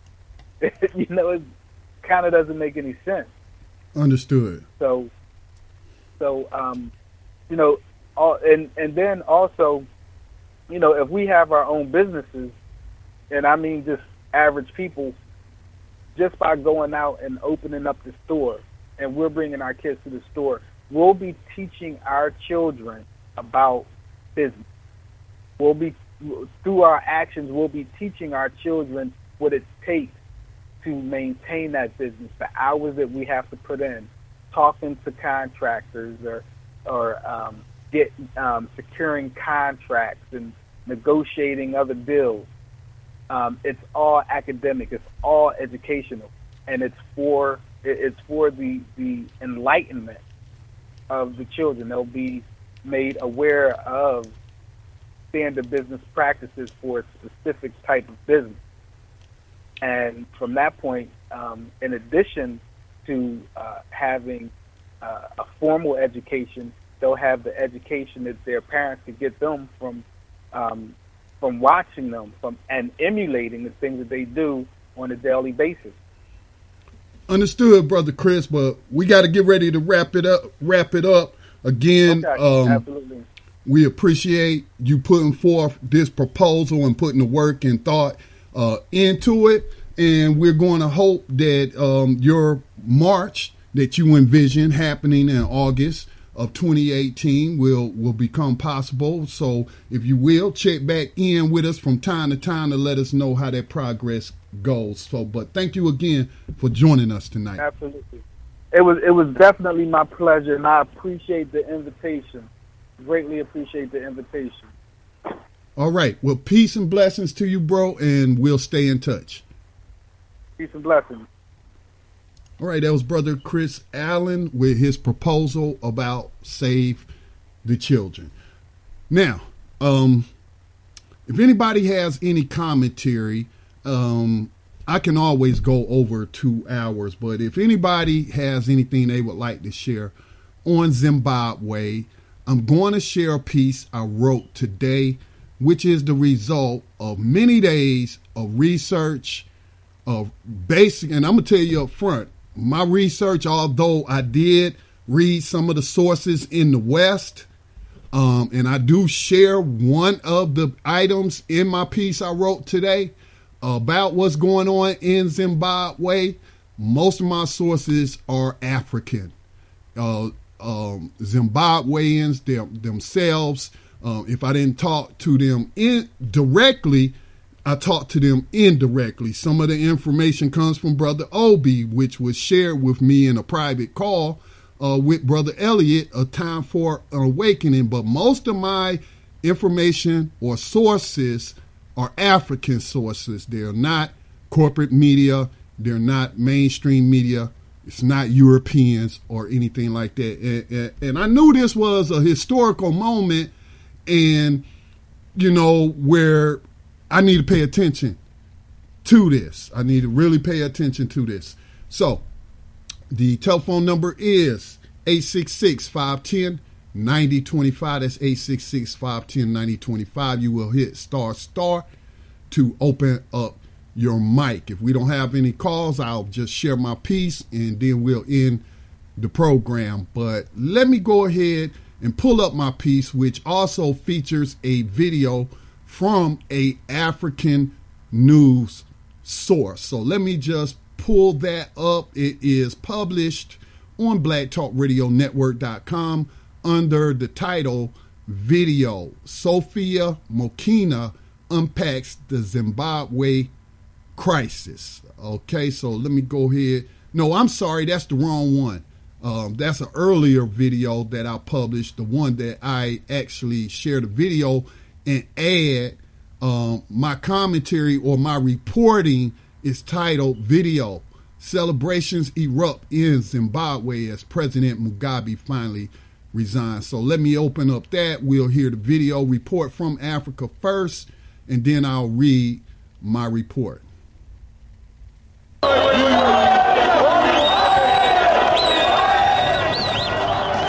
6 o'clock Central African time. These scenes live from Harare. The end of an era, 37 years in power. Robert Mugabe has gone. Good evening. You're watching SABC Prime News. Yeah, celebrations have erupted, so we'll bring you a special broadcast. This only being confirmed by Parliament in the last few minutes or so, and really this renders the impeachment process currently underway null and void. President Robert Mugabe going of his own accord. Of course, his own party, ZANU-PF, had already kicked him out basically, but because he wasn't elected indirectly, he was still president until today, after 37 years. These are historic scenes that you're witnessing right now. A change of guard in Zimbabwe, a country that has only ever known Robert Mugabe as its president. A new era will begin in the country, and he has resigned today. Robert Mugabe ends 37 years in power. These are scenes that you're seeing in Harare, and I'm telling you, as the news spreads across the country, there will be jubilation and celebrations from many a quarter. I think there's disbelief with a lot of these people that were born actually after Robert Mugabe became president. Something like 80% of people in Zimbabwe have only ever known him as their president. So emotional scenes. I can only imagine all the activists, and we're going to be talking to Pastor Evan Mawarire in a few moments' time, just to get his reaction on the scenes that we're seeing right now. Okay, so that was a report. Let me see if I can give you that news source. If I can get rid of some of these ads on the video. I think that's SABC News. That is a South African source, and South Africa is probably one of the African nations that have the most extensive ties with Zimbabwe. Actually, Mrs. Mugabe is a South African. She wasn't born in Zimbabwe. She is a South African, and but she has been married to Robert Mugabe for I think about 30-something years, maybe 30-something years after his first wife passed away, died from kidney failure. And so let me just go into my report. So this is what I wrote today, and this is information that came from a variety of sources, whether they were people that I talked to who have contacts in Zimbabwe, or whether it was from the website managed by Charles Cobb, who is an African American who was asked to put together a news platform for the continent of Africa, and I think he has done a wonderful job where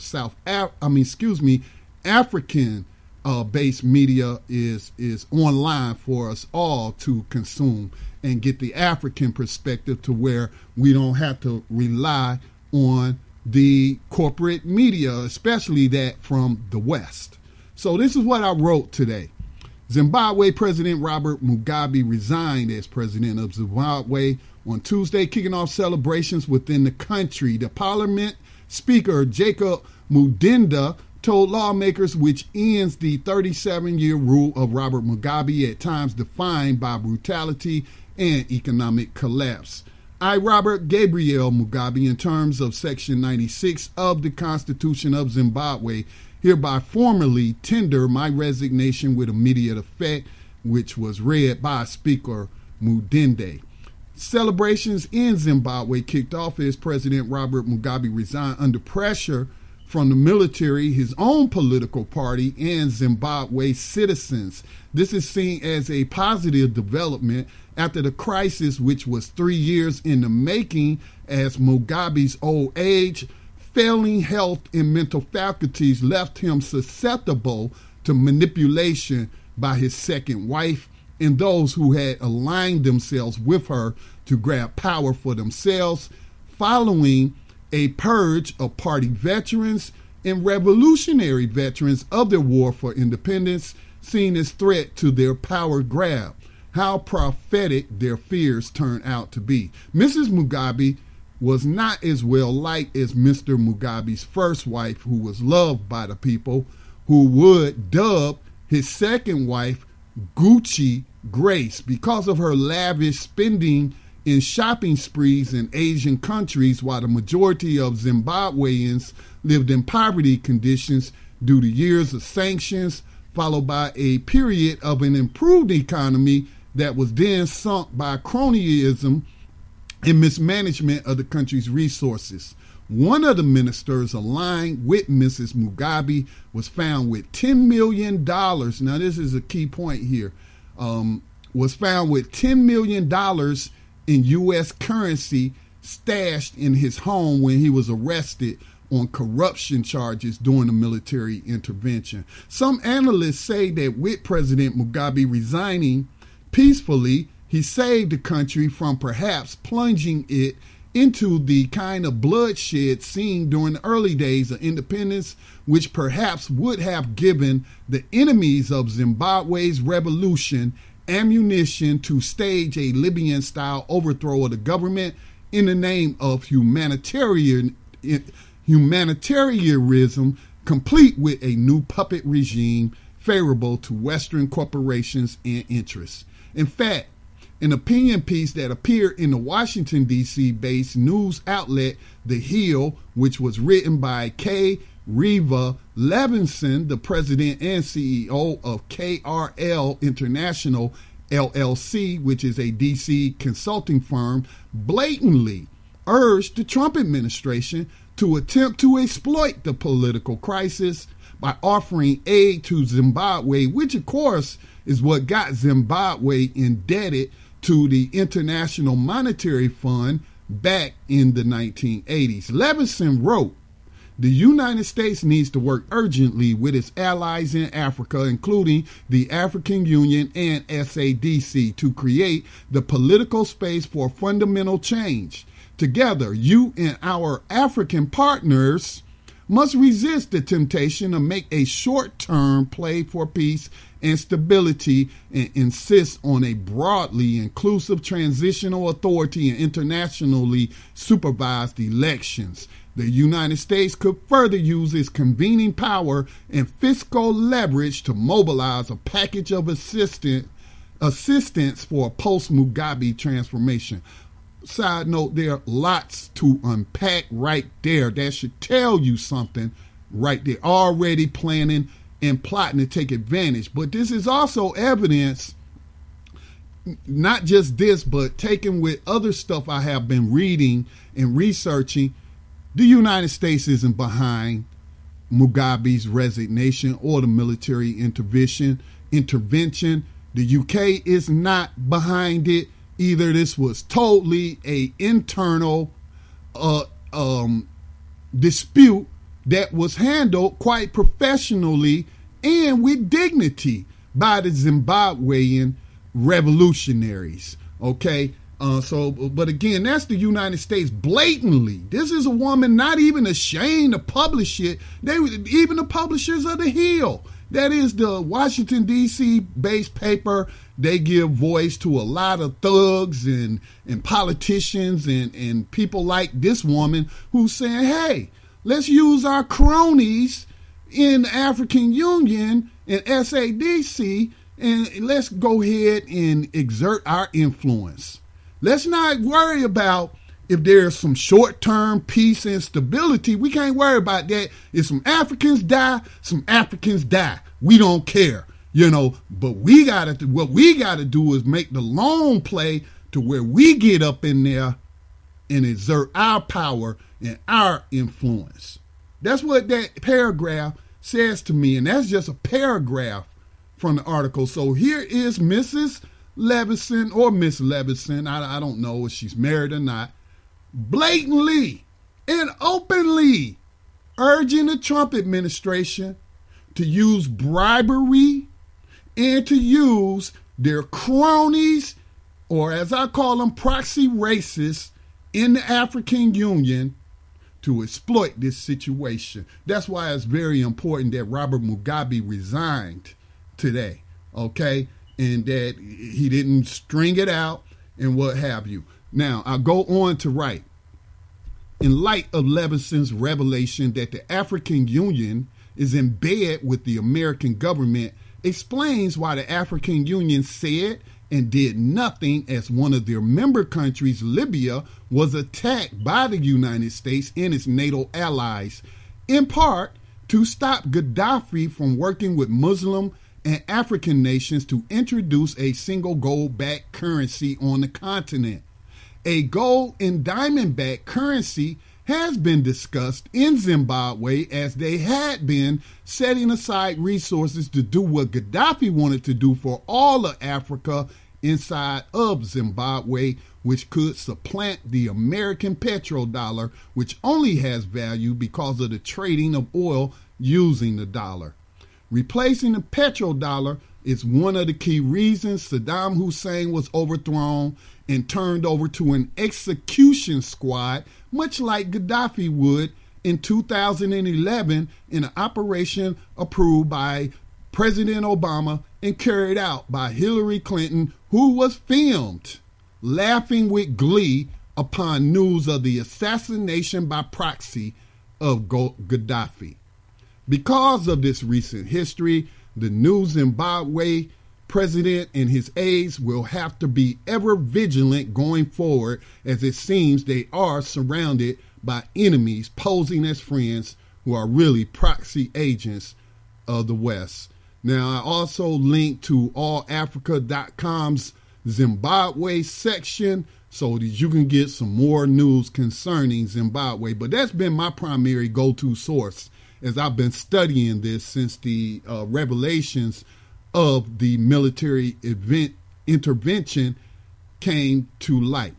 So I know I also mentioned that it's very important that we engage in analysis, and not just deep analysis, but I mean, we have to do the work, people. If we want to know what's going on, we have to do the work. I don't expect everybody to have the contacts that I have, since I've been working in media as an independent journalist since 2007. So I don't expect everybody to have access to those sources. But I had been pointing people to allafrica.com. But I also want to talk about the issue of intellectual laziness when it comes to analyzing what's going on in the world by just simply calling it white supremacy or blaming it on white supremacy.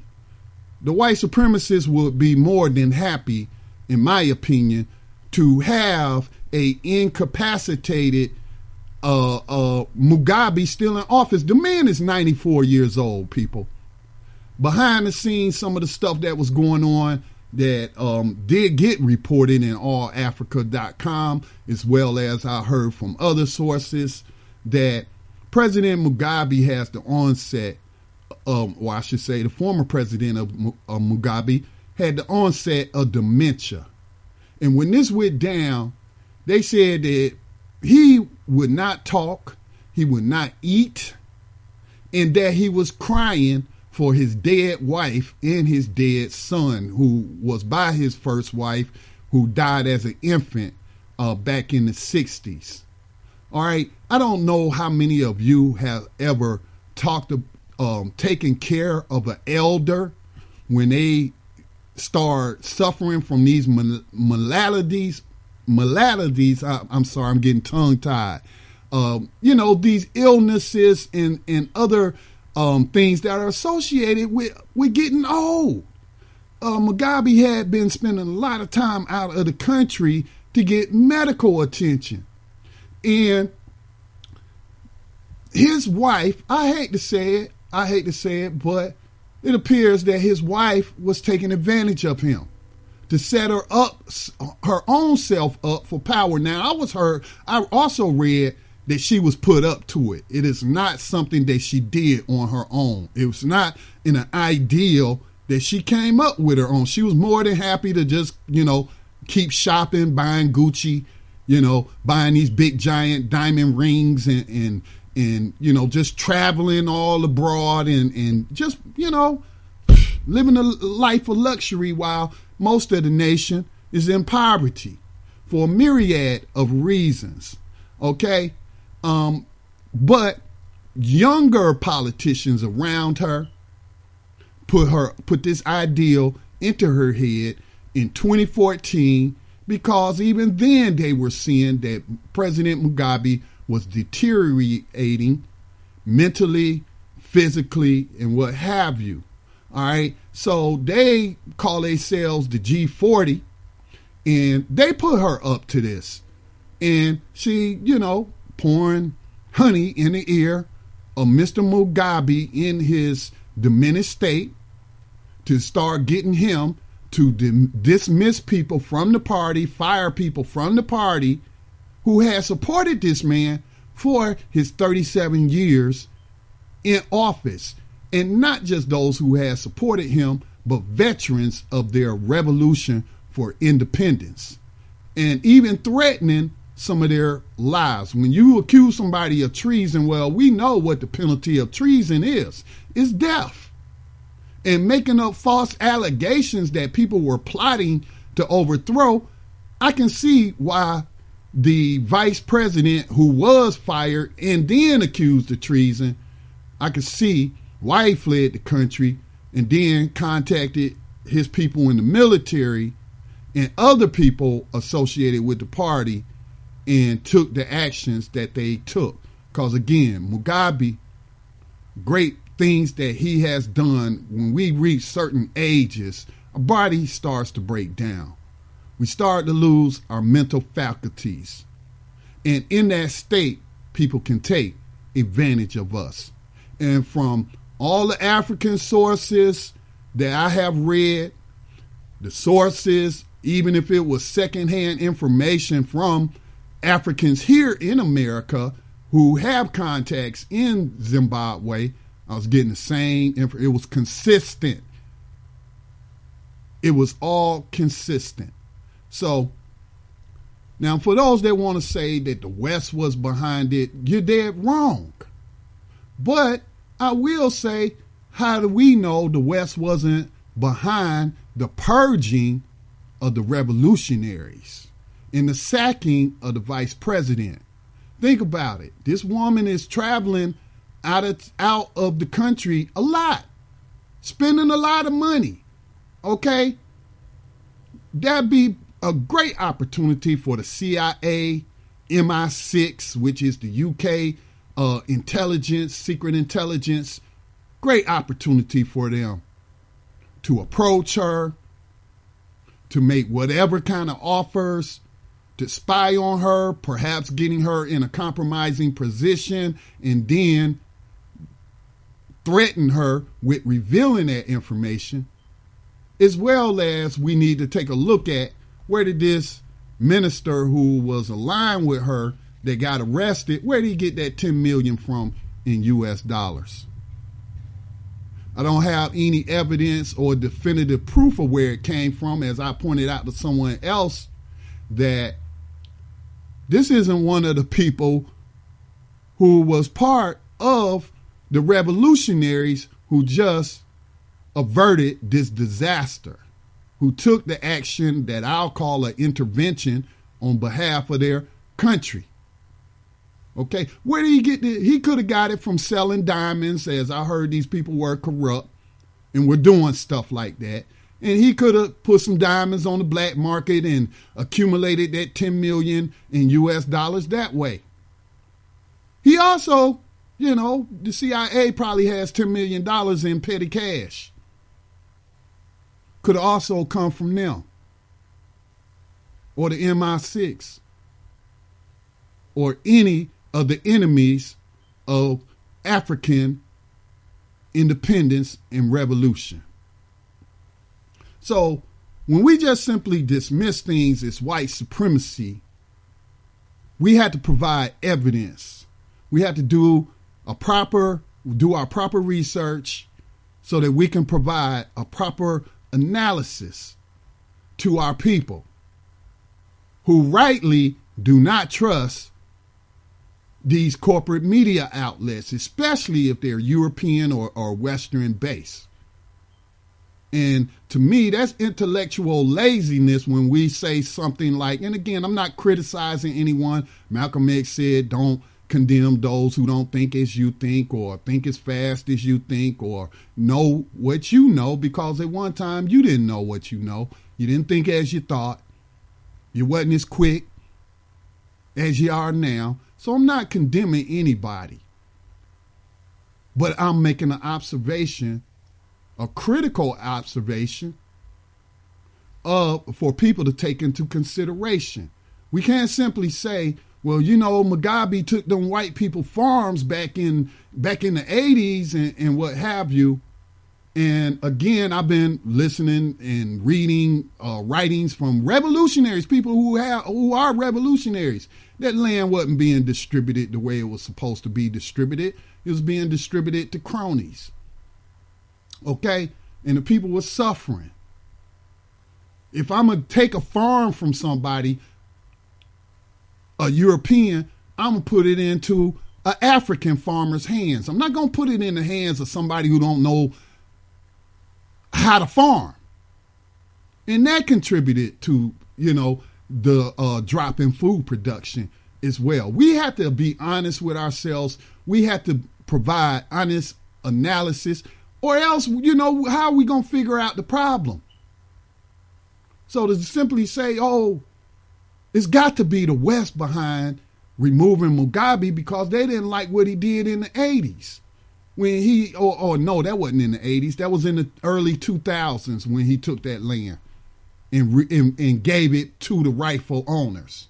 When he took it from the settler class, the descendants of the settler colonialists. Okay? That happened in the 2000s. So, we can't simply just say, they must have done it because of X, Y, and Z. And we know, and we can't idolize people and expect our heroes and sheroes to be the person that they were when they were young. Again, as you get older, we start to lose some of our edge. We start to lose some of our mental faculties as well as our physical well-being. That just is a matter of life. It's a matter of fact. And people in those situations are easily manipulated. So that's all I'm saying. We are not doing ourselves any favor by just simply using the boogeyman of the white supremacists without doing proper research. Because it's the people, the revolutionaries of Zimbabwe, who saw what was being done to their beloved leader in his elderly, advanced, deteriorating health, and saw that these corrupt people were putting themselves in position to take over the country. And then what? The enemies get exactly what they want. So it was not the West, based on the evidence that was behind this intervention. And based off all the news reports, everybody seems to be in consensus that it was time for Mr. Mugabe to retire. So let's not, excuse me, let's not paint our African brothers and sisters as little children incapable of handling changes that come about in crisis like this. Okay? Let's not act like, we are some undeveloped people who can't figure things out for ourselves or take any action on our own accords. And that some white puppet master has to be behind everything that occurs on the African continent. We must not play down or play up the capabilities of our enemies. We must be brutally honest. We don't want to overestimate, and we certainly don't want to underestimate. We want to get as close as we can to the truth. And the truth is, this had to happen. And it doesn't diminish Robert Mugabe's legacy. And as that European woman wrote in The Hill, they wanted it to turn into chaos. They wanted bloodshed in the streets to give them cover to do just what they did to Gaddafi. Tell lies. Oh, look at them. They're killing their own citizens. We have to go in there, what did Obama say? For humanitarian reasons, because Gaddafi killing his own people. I'm telling y'all, they wanted to see this situation deteriorate into chaos and bloodshed to give them cover. And as she spilled the beans, used their African proxies, as they're calling them partners, but I'm calling them proxies of racism, to let this situation become as unstable, because we ain't concerned about nobody's short-term safety and peace. We more concerned with what we can get out of it. So that's what I read today. That is what I wrote today. And that is my analysis based on research and talking to people in the know about what's going on in Zimbabwe. But again, I must stress, the Zimbabwe people must remain vigilant, must remain alert, because these devils don't never stop. This has been Scotty Reed with a Black Talk Radio broadcast. I want to thank our earlier guest, Brother Kwabena Rasuli of Clear The Airwaves Project, and one of our citizens who gives a damn, Mr. Chris Allen, for joining us tonight. I want to thank those who called in and shared their thoughts and opinions with us on the issues that we discussed tonight. All right, this will be my regular time going forward. Tuesday nights, 8 o'clock p.m. Eastern Time, BTR News. But I do issue podcasts, little short podcasts on current events or any other issues that come up. So you can always get an alert by subscribing to our platform, blacktalkradionetwork.com. That said, peace and blessings to all.